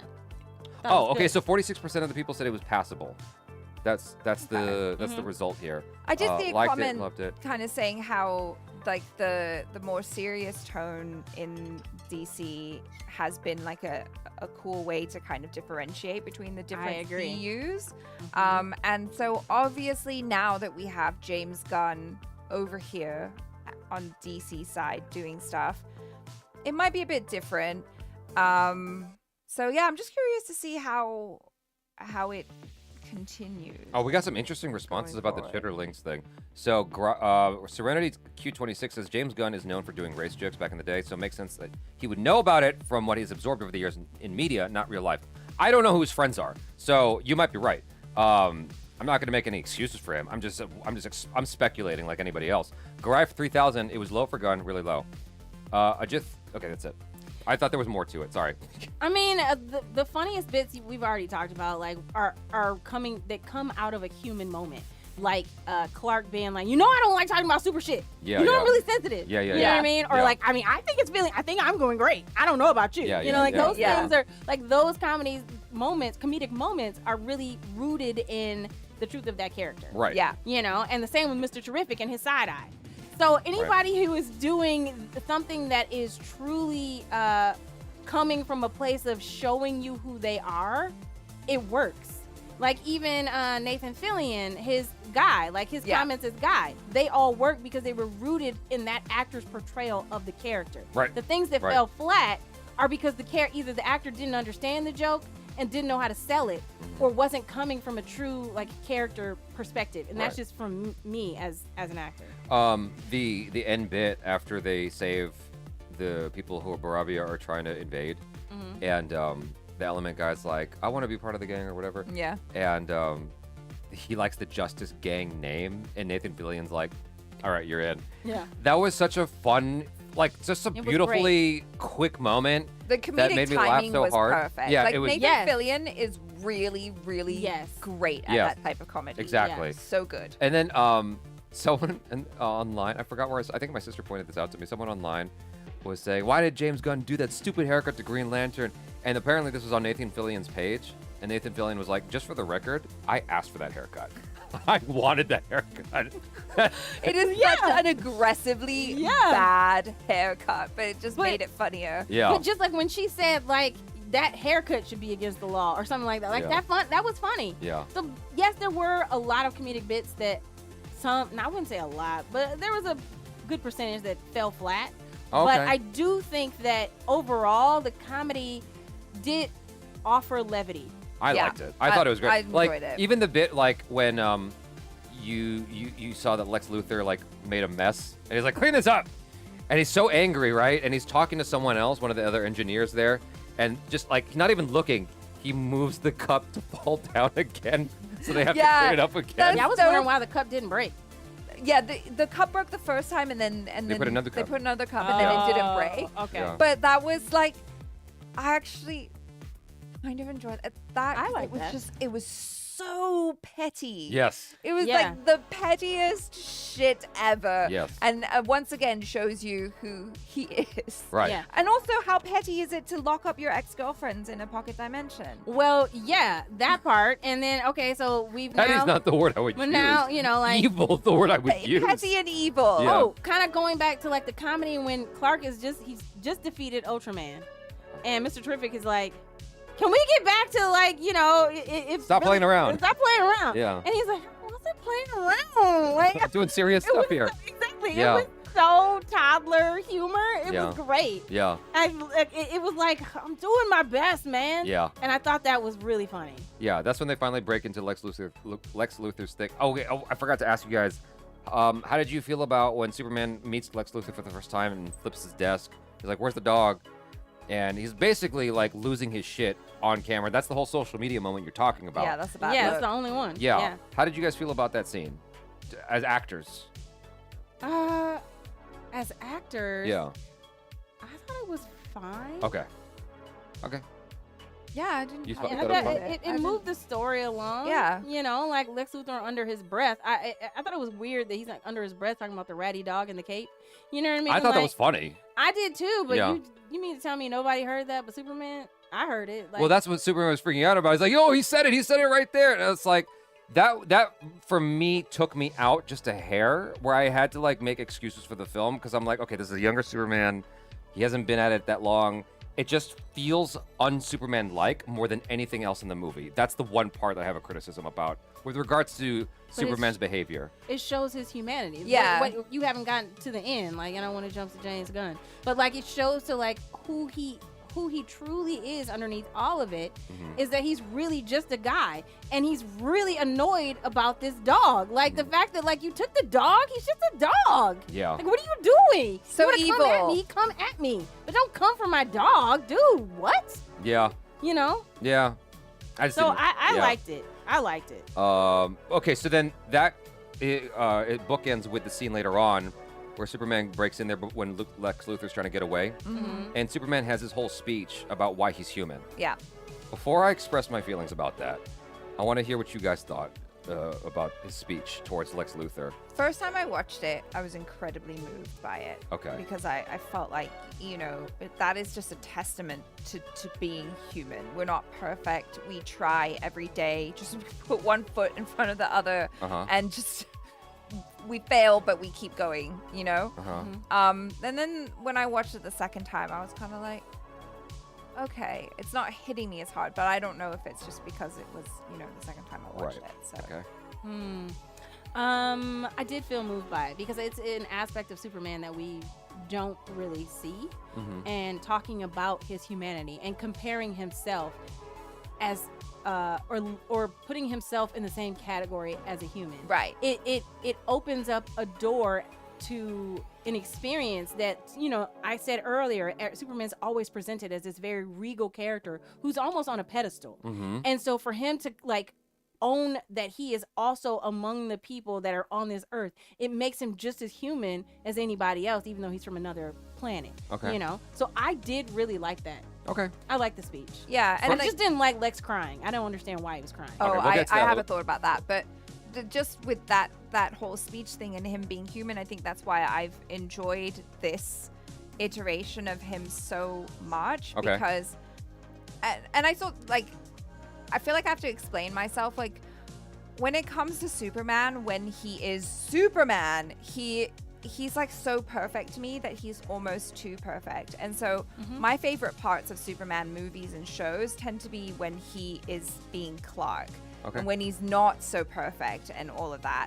And so I just really liked that we got to see so much more of that here. So, for me, when he was giving that speech, what I felt this kind of the first time, and I felt it even more the second time, is it just lacked any sense of authority for me that I feel like Christopher Reeve would have perfectly embodied. Now, I understand what you're talking about, which is the whole point is that he's human, but it felt like a person at an audition giving his performance as opposed to Superman's saying these lines to Lex Luthor.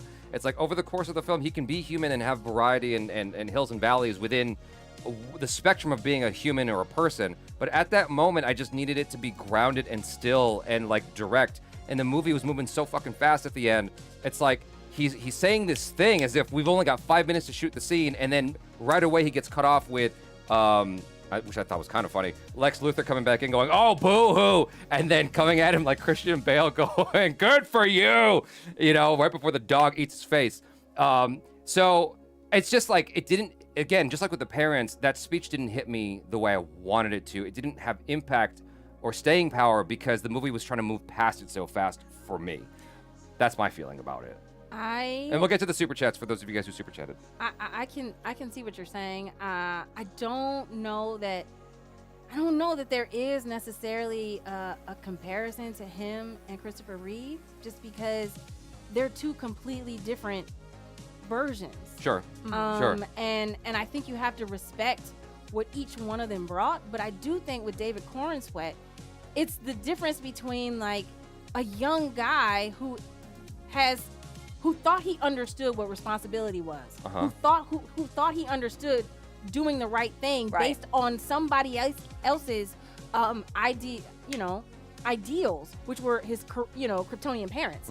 And now he's coming to terms with, who do I want to be? Yeah. And what version of Superman am I going to be to the people of Earth? You know, and it has to be one who views themselves as also a human. I can't fight for humanity if I don't understand and consider myself among the humans. I agree with all of that on paper. And it's just the performance of it that kind of didn't do it for me. Okay, and maybe to your point, again, I've already admitted that I rewrite things to make them work in my brain. Yeah. So that's what I got from it, and that's why I really kind of resonated with me. I don't necessarily hold David Cornsweet accountable for that. I think that's a James Gunn thing, because the whole scene moved so quick, and then before you knew it, the dog was eating him. And he stole the show. Yeah, I needed. The funniest thing is him saying like, "Oh, crypto," like, So one of the guys I was talking to at the IMAX screening was like, "I didn't like the dog eating Lex like that." I'm like, "No, we needed that though, because Superman can't do that. Superman can't hurt him. The dog is a bad dog." But you love him, and he can get away with it because he's a dog and doesn't have the sense that Superman has. So he can wreck Lex Luthor like crazy, and it's totally within. Great device. It's totally within the realm of what James Gunn would do, because that's James Gunn's humor. If you don't like James Gunn's humor, then you're not gonna like the dog thing. But like, I actually liked it a lot, because to me that's what made him cry. It's just like, damn, this dog ate my face. His arm. Yeah. Oh, his arm, but still, like, I'd be crying. Well, and it's all the things that Superman, like, to your point, like, it's almost like Krypto is like his Luthor translator. This is what Superman wants to do, and Superman, therefore, Krypto's going to do it for him, because he's like, no, Krypto's just punching him. He's doing all the things that we have normally seen Superman do, like Henry Cavill just would have, like, punched somebody or, like, what have you, but, like, this is a different Superman, so Krypto's the muscle. Yeah. Rayan asks, how do you feel about Will Reeve in the movie? I didn't even notice him. Who was he in the movie? Anyway, none of you guys, if you guys don't know, I don't know them. I don't know. Yeah. Neil Booth. I don't know if I read this already, but I'll read this together. Was disappointed. Story starts in a strange way. Superman acts out a character a few times. He is never really treated with respect or reverence. I think I covered that. You covered that, A lot of emotional scenes undercut with poor comedy. But then he followed up with, poor comedy was a bit harsh. I just felt quippy comedy took something away from the emotional moments. I can Some see of that. it worked. Yeah. See, I don't remember any instance, we covered this already, but I don't remember any instance where the comedy took away a moment for me and made me go, oh, like, I was really enjoying feeling that. Now they're making a joke, you know, like I did in Black Widow. And then Naviz Abdul Qadir. thoughts on Nathan Fillion role and performance. We covered him Yeah. a little bit. We loved him. I thought he was awesome. I thought his lines were great. Mm-hmm. There's maybe like one moment in the movie where he didn't make me laugh. One, which is like, that's a 99% batting average. Like, he was fantastic for me.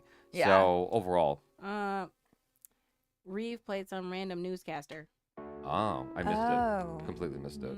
Yeah. But yeah, it was funny because like I saw a lot of friends in the movie and friends who worked in the movie. In fact, my buddy's the one who stunt coordinated the film. So anyway, what else? So then why is he crying? You guys want to talk about that? Oh, well, no, just that I had thoughts about Lex Luthor. Like, the first time I saw him, it kind of took me a minute to get on board with him because I was like, God, he just seems Achara like didn't love him like at a first. petulant Yeah. toddler. But then framing it with, oh, he's kind of like an Elon Musk type guy, I was like, huh. I can see that, Mr. Tech Bro over there. Honestly, Like, having a tantrum. I didn't honestly, get that. honestly, like the idea of Elon Musk having a pocket dimension and trapping his ex-girlfriends there and all kinds of people he doesn't like, that totally tracks. It Yeah. completely tracks. I don't know why, and I know Elon Musk isn't that evil, but like that if he had that level of power, it kind of wouldn't surprise me if Elon Musk was pulling those kinds of moves. Yeah. So, Well, okay, go ahead. for me, Lex, he was just kind of, he was okay. Like, I agree. Somebody in the comments said that he was just like a childish kind of like character. And I could see that. Like, he didn't really kind of showcase the normal Lex Luthor, like, brilliance. You know, like, we got all that from Mr. Terrific. And I kind of missed that element of Lex Luthor. Seeing him, like, puppet the Ultraman, like, the Winter Soldier, all I got was Winter Soldier vibes. And then to see, like, him collecting all the people that, you know, made him angry in the pocket dimension really felt like the Collector in, you know, from Guardians of the Galaxy. Oh. So it you know, like, those moments, those bits kind of like didn't really help me connect to the Lex character because it just felt like he was like an amalgamation of a lot of different things I had already seen James Gunn do in Marvel. Gotcha. So in terms of the crying, I just didn't understand. Lex wouldn't cry. So, okay, here. So this is how I felt second time watching it, right? And watching Lex cry. I actually had a moment where I was like, oh man, poor baby. Like, because the way he acts is he's just like this boy who's like, why does everybody love Superman? Yes. Why doesn't anybody love me? Yes. What the hell? What am I doing wrong? That- Like, why don't you all love me? That is- and then yeah. in that moment, he's completely wrecked, and he's like, this sucks. And I'm looking at him, and he's crying, and I'm like, oh, poor baby, you didn't get enough cuddles as a child. That's what happened. Honestly. You just needed someone to take care of. You needed Ma and Pa Kent Yes. to like hug you and tell you that you're a good boy and that you're okay. Yeah. And then we love you. Don't worry about it. And so I was like, dang, I feel kind of bad for him. I didn't feel bad for him at all. I No, feel but bad. He's evil though. He really He's admitted evil. that what he you're was envious. what you're describing resonates though. Like I totally buy into that because I see Yeah. Elon Musk doing the same thing. I mean, did you hear about what he was doing on Twitter where he made up like another handle to compliment himself? What? Because he had like not enough people were complimenting him on Twitter, so he made up Aw. another handle. I don't think I'm making this up. I'm pretty sure I heard this. He made up another handle and was like, "Oh yeah, Elon Musk is great. He's doing these things and these things and he's like," and it turned out to be himself. And because his own voice got found out, it found out his voice was on there. Oh my god. Like, can you imagine how embarrassing that is? That is super embarrassing. But that's just the thing. It's like, why do you need the validation of a bunch of strangers? Like, calm down. But like, yeah, there are people out there who are like, I live for this. That's so embarrassing. That's like on par with Paris Hilton kissing that Mexican woman's stomach. It's just like, it's that embarrassing. Who wasn't pregnant? You wasn't pregnant. Exactly. Oh my god. But like it just didn't. I think that was how we were supposed to feel, Achara. Mm-hmm. How we were supposed to feel like, oh, poor him. Like, he wants us to be like, boo-hoo. But it just doesn't track with the character of Lex Luthor. Yeah. If anything, he would have taken a mug and thrown it at like, Superman. You know what I mean? Like, the petty mugs he's been throwing, like, he would have done something like that. But, like, tears? Like, I would have rather him stomp his foot Uh-huh. than, like, you know, have, like, a face full of tears. Like, I just, it doesn't track. for me, for the character. Gotcha. I can't. I'm like, I don't know. John Del Rey. Very topical. Yes, indeed. Thank you. I appreciate that. So he cries, and then Superman's like, "Hey, Lois, would you like an interview?" And they go into the back. That shit, that made my heart swoon, or whatever the hell however you want to describe it. Like, I like that scene so much. Like the scene of in terms of like the location, and then them rising up into the air and him kissing her and her being like, "I love you," and he smiles because she said it back. She didn't say it earlier. I like that whole thing so much. I bought into the romance. I loved his like Superman persona that he would put on, like, Lois, do you want to have an interview? Like, he's trying to be so different than who he is that it's so ridiculous. And I really like that. And his smile was so real. Like, he was so happy that she said, "I love you" back. And it was just like, for me, it bookended the whole harem thing. It's like, he doesn't give a shit about a harem. He just wants this one woman right here. He's a one-woman guy. Like, this woman is the only person he cares about in the world. Yes, that's that's all he's ever wanted. Yeah. It's like you don't want to be in a harem. Yeah. Come on, Achara. I'm waiting my turn. When's it going to get to me? Arjun Kapoor. Thank you for your super chat. Really appreciate it. You didn't say anything, but thank you. I love the romance. Like, the thing that, because I only really recently watched the Christopher Reeve Superman, the 1 and 2, right? And that was the thing. Like, when Kristen and I watched it, we were just swooning over the romance between Superman and Lois, and it was just like, that's what it was. It was like, oh my God, he's such a good guy, and he loves this woman, and like, yes, that's what we want. It almost felt like high school romance in a way. Because he's like, let's because like Jeremiah Smith just said, let's sneak in the back and make out, Lois. It did really feel like that. But I was for it. I was all for it. Yeah. So I mean, I thought that was a great way to, bookend their relationship. Yes. And the fact that, it did give her a moment to acknowledge how she felt. And it wasn't even that he needed it per se, because he knew it was 3 months in, but he also, at that moment that he said it, I think he didn't know what was going to happen if he was coming back, but he needed her to know that. So the fact that she then, like, they've gone through all these things together, and to hear her say it after everything he's been through, it meant so much. And I thought that was a very real romantic moment. And you always love the flying kiss. You know what I mean? You can never go wrong with the flying kiss. It's literally swooning. You know what I mean? But that whole scene, I think, was an opportunity to like bookend all of the moments and give characters a redemption, i.e. Jimmy Olsen. And when Eve Tessmacher, first of all, the other girlfriend runs through and like her mom and dad are waiting for her. So I kind of appreciated that. I don't know how they got there, knew she'd be there, but I appreciate that.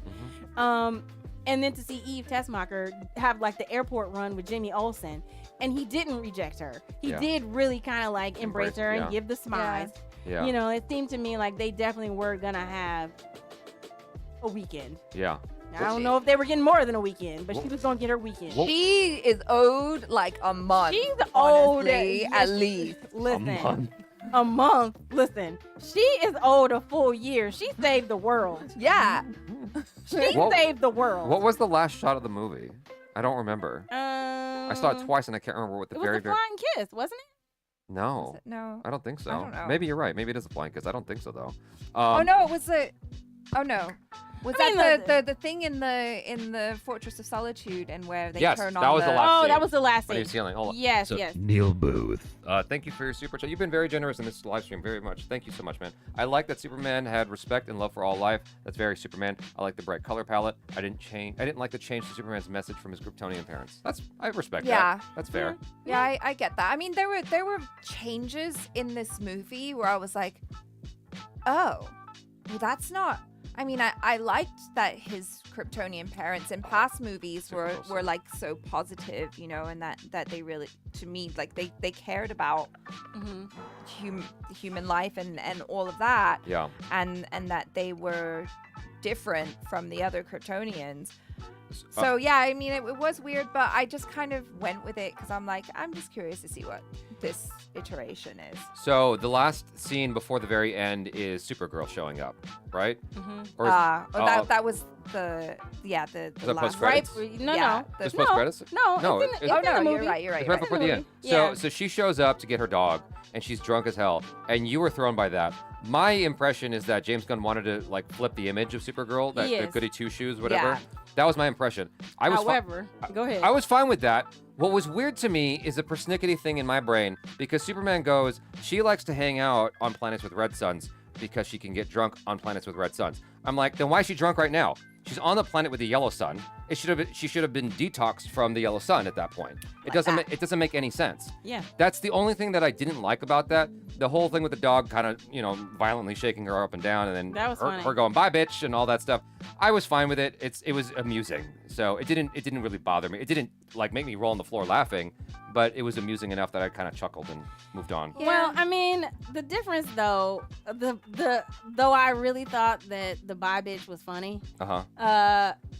Unless he is completely retconning Supergirl's backstory, Supergirl has been trapped in like the Phantom Zone. She was supposed to come here to take care of Baby Clark, and Baby Clark gets here before her and is a grown man by the time she gets here. So she didn't grow up in this on Earth. So for her to pick up this vernacular, I just want to know who she been hanging out with, because she's probably only been here for like a year, maybe a week. You know what I'm saying? So Yeah. Again, I don't know. Maybe I don't know what I didn't think that hard about it. I don't know what her reasoning is. Yeah. But I do know that your point of him trying to like change her image, that everybody has this image of her being this super good girl, and he is trying to flip that. So you have somewhere to go. Yeah. Because the yeah. thing about Kara Zor-El is that like, or Kara Danvers, like you don't have, if she starts out perfect, Yeah. Nowhere to there's go. nowhere to go. Yeah, That's yeah. true. So I understand and I kind of respect it, and that scene actually made me more curious and interested about the show, her particular movie, than I was leading up to that, because I was not necessarily invested in Millie. Oh. What her last name? So, Alcock, Beyond I the think. Frame said something interesting. Yeah. He said that Supergirl is based on Supergirl Woman of Tomorrow, and that's Dark Comics, so Supergirl is in a bad spot, and that's why she's drunk. Oh, okay. Yeah, Okay. no, I mean, I I don't. was, Yeah, I've never read Woman of Tomorrow, so thank you. Yeah, I'll go check that out. I was thrown because my only exposure to Supergirl is from the movie. You remember that one? No. You with Helen Slater. Yeah, I watched it as a Okay, kid, okay, I don't and remember. I was like, It's a really good movie. I was just like, oh, she's so sweet, like, and then to see her like this, I was just kind of like, oh, okay, that's interesting. But once again, like everything that I saw in this movie, I just kind of accepted, because I just see it as we're doing a different take. Everything that you thought you knew Yeah. or that Yeah. you're familiar with, Yeah. it's gonna get turned on its head. So like, I don't really mind. The thing that just kind of made me a little bit mad was just like when I saw her and the way that she interacted with Crypto, I was like, oh, so you're the bad owner. It's your fault. Gotcha. It's your fault that he's like this. You should have trained him better. I can't believe you're so I like that. irresponsible. TJ Wade says, you guys are awesome. Thank you so much, TJ Wade. And then we have, Arjun Kapoor. love you guys. Genuinely, the best reaction channel. Thank you. you're so Appreciate that. sweet. I don't know. Thank If, you. I'm not gonna say that we're the best, but I'm gonna say thank you nonetheless. Appreciate the love. Yeah, appreciate the love. So I saw something here, something about Supergirl, and I missed it. Is the next film. I lost it. I can't Okay. find it. I'll just cut you off next time. She also can't became a find Red it. Lantern because of all her pent up Where are we? rage. You guys should check out the classic Mm. Supergirl's movie. I can't I find didn't it know now. that. Shit, it's gone. Yeah, I haven't read a lot of the Supergirl comics, so I am gonna check out Woman of Tomorrow. I'm gonna go and get that comic because I've never read it. Okay, so the very, very end, when the robots say, "Hey, Superman." Oh, the Gary thing was hilarious. First off, Oh yeah. Yeah. it's like Thor's a name, Thor's so name, it's Gary. So is Gary. Yeah. No, I thought that was great. But then he says to the new robot, like, "Oh yeah, he likes seeing his parents," and he likes seeing his parents, and it was that felt like a Pixar ending to me, and I didn't mind it. But you had a funny comment about it in the non-spoiler, which is like, What did I say? you said it's like warm and fuzzy with a little bit of emotional damage. Yeah. Yeah. It is though. Yeah. We all love a bit of emotional damage in our movies, just enough. Yeah. Neil wants to know how we feel about Hawk Girl killing the leader of a country. But But Superman, Superman can't intervene in a war. 'cause he's Superman. That is interesting. She said, I'm not like Superman. That's That's true, interesting. she You know, did you're say right. that. Because they're Yeah. held to a different standard than Superman. Yeah. Superman's like a rogue agent. Mm-hmm. That's interesting. Yeah, I didn't even think about that. Shit. I know. Well, I don't know what to do with that. But I know I really wanted to see that scene of Superman flying him over the desert and pinning him to a cactus. But yeah, I thought that was funny. Like, he was like, yeah, the smell of you pissing yourself. Yeah. Like, that Yeah. was out of characteristic. Here he is like, golly gosh. Yeah. Oh, geez. Let's save the kaiju and get him in an intergalactic zoo. But you pissing over a desert. Okay. Yeah. That was funny. He I was really like, oh, we doesn't get like to see. dictators. We really get to see, like, okay, that was a real moment. He was clearly, uncomfortable with that, like, kryptonite, because, like, some real feelings were coming out of Superman. Earlier in the chat, I don't know who said it. Someone said that Lex is not evil. He's just, I forgot what the word is they used to describe him. Problematic. I think would they say said that Lex problematic. is unequivocally evil because he opened up this pocket dimension and anyone he doesn't like he traps there Yeah. for an unspecified amount of time, just Bad. in forever. Yeah. That's evil. Like and then he killed that dude and is like, oh whoops, I'm gonna go get someone else now. It's like, no, that's evil. Yeah. Like he needs to be put under a prison. He's evil. Yeah, for no reason. Like, you literally were willing to sacrifice planet Earth and just go to your secret pocket dimension. Yeah. Like All he because, doesn't care. which literally still doesn't make sense. You have a pocket dimension. Yeah. You have a dimension and a black hole. Why are you trying to get one little rinky-dink country? I still need somebody to explain that to me. Not even the whole country, half of it. You're Right. doing all this for half of a country Yeah. that is very small. yeah. Yeah. I need But he can I put need all the somebody to donut unpack shops that. there. Right. What did you guys think And I of? want one of those donuts. We can talk about that. Yeah, I know, right? I didn't. We didn't talk about it at all. How'd you feel about his suit? A Superman suit? Yeah. I had no feelings. I liked it just fine. I needed him to do a few more squats because he had no butt in those pants. Oh no, he did not just come at him like Oh, that. you can only do so much about that. They I'm could just they could saying. have put some padding in there. They're No, no padding. Well, Superman whatever he's needed a got, BBL. whatever. Oh he got. yeah, because I want- Batman's I abs want are him to- real. I want him to whatever he has, like, you know what Yeah. I mean, like no padding. Yeah. That's why I said squats. But I don't. Yeah. don't the skip man, leg day, boys. Don't skip like like it's just never good enough, is it? He's 6'4". No, he's great. He's always there. Listen, I told you just I want loves to be in one the harem. woman. I told you I wanted to be in the harem, no Yeah. butt and all. So I don't care. Just look at me. Just face me. Just face me. Don't turn around. Listen, Walk listen. backwards when you walk away I from me. mean, listen, it's okay. Rand says, "Did you mind the trunks?" I Super didn't. glutes. I didn't Yes. mind the trunks, like the kind of. They looked like boxers on the outside that he was wearing. Like I thought it was fine. I thought it didn't- fit. It was cute. Like that's the vibe. So at the trailer premiere on Warner Brothers lot, James Gunn was there along with David Cornsweet and the actress who plays Lois, Rachel Brosnahan, and the conversation came up about the origins of the Superman costume, and James Gunn talked about how the origins actually have to deal with wrestler costumes.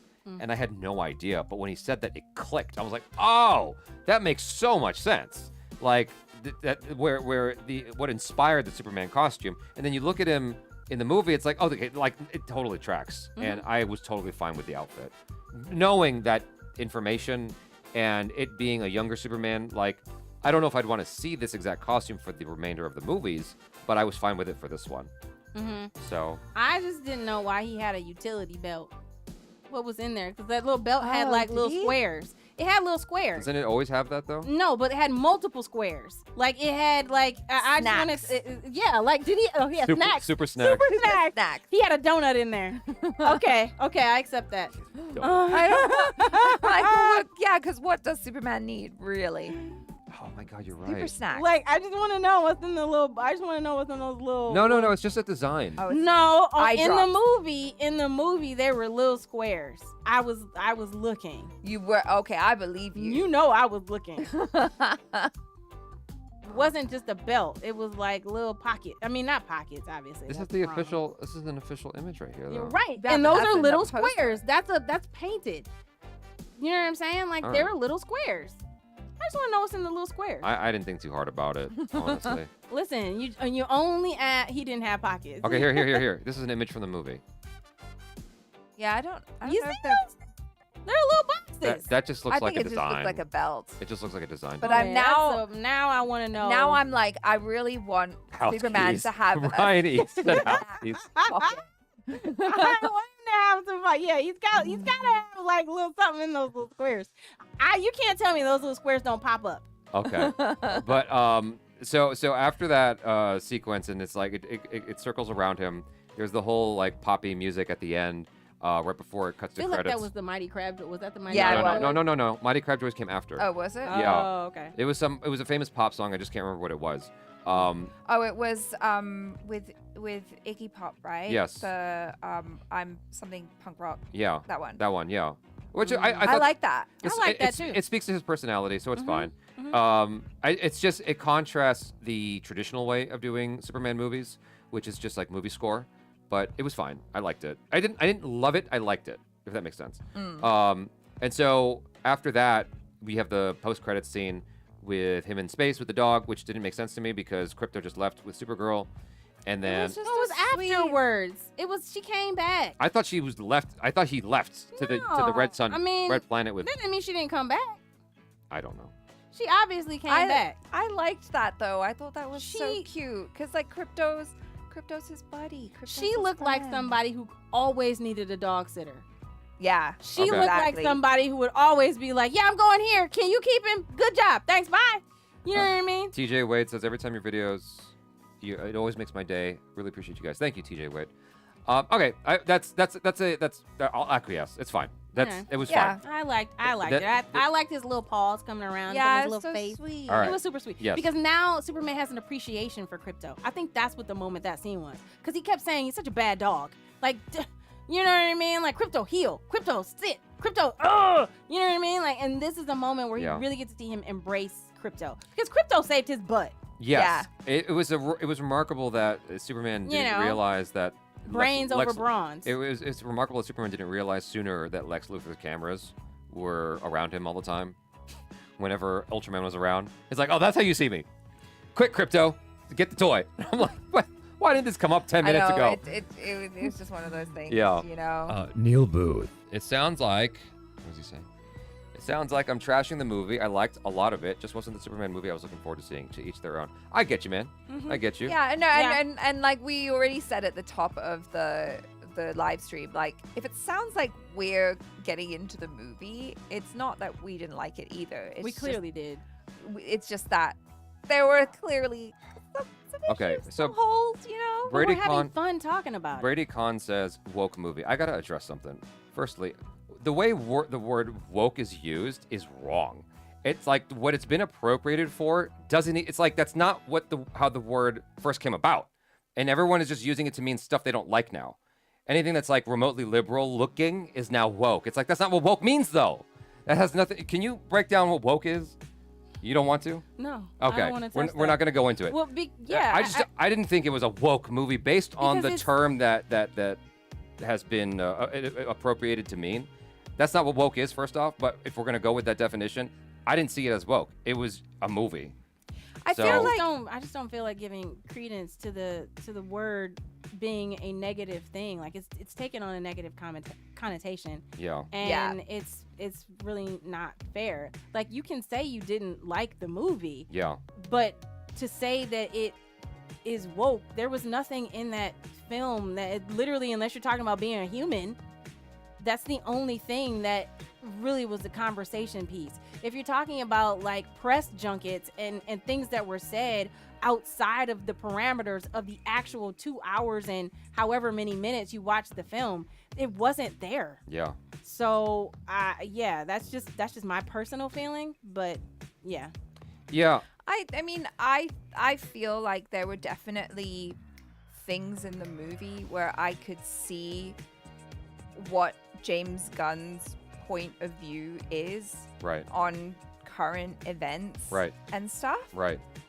And I think that's okay. That I feel movies like, should do that. Yeah, like art, films, shows, whatever. Yes, of course. speak to the things that matter to you. It's your art. Yeah. Like, but you could put that out there in the world. But I don't think it was too like heavy-handed with it. It was just like, well, that's If you want to That's say, the concept of art. Yeah. Art, any art, whether it's film, whether it's a painting, whether it's a book, whether it's a comic book, it's supposed to make you feel. yeah, So Yeah. if you felt something, regardless whether it was negative or positive, art is indiscriminate between people. Yeah. You know, like everybody gets something different, and that's okay. yeah. So know that we know if you don't like it, that's okay, and it doesn't bother us. There are parts that we didn't like, but we also like really like it. Desert Fox 201 says woke is Jaby's trigger word, like super shit.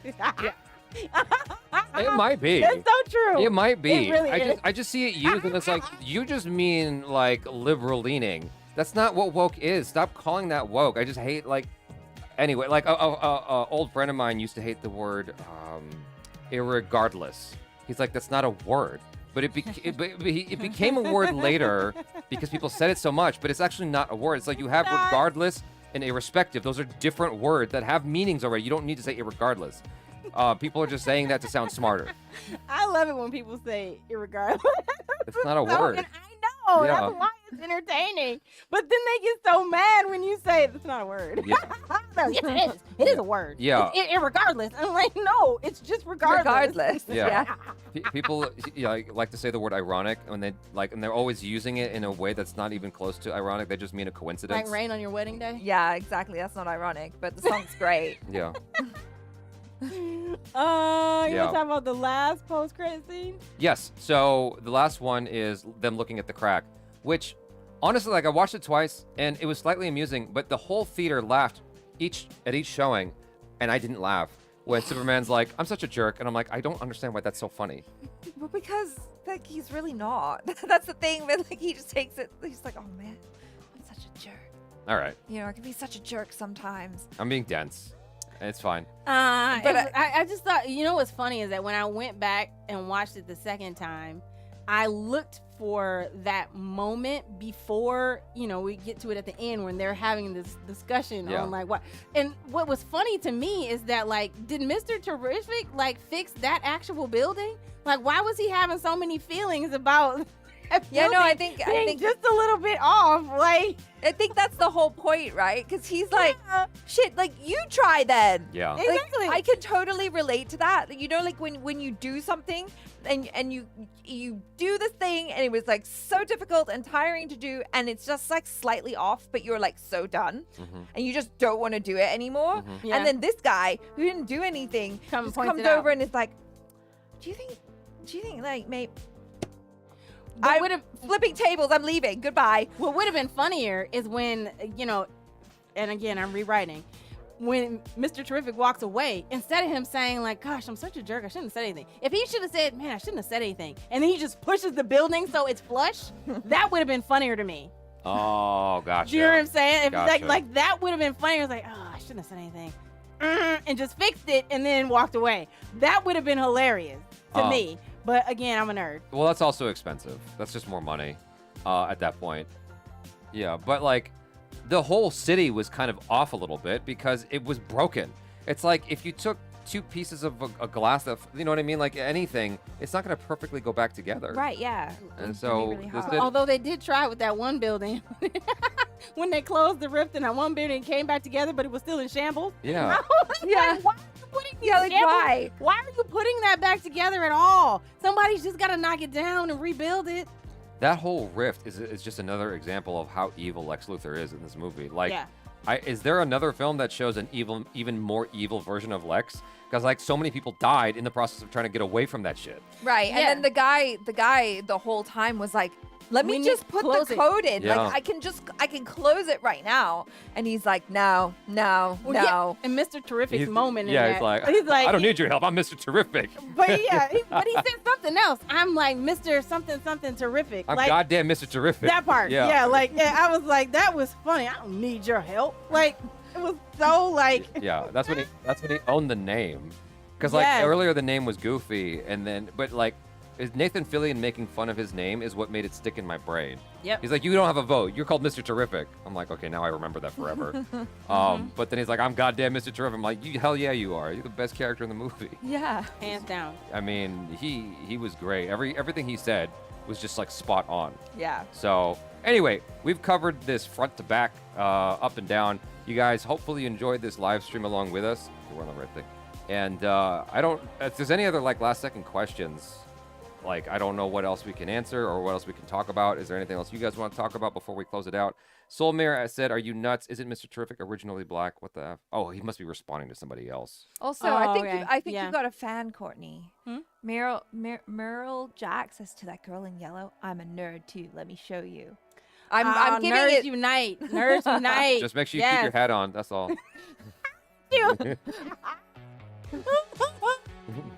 Well, what's your handle on Instagram?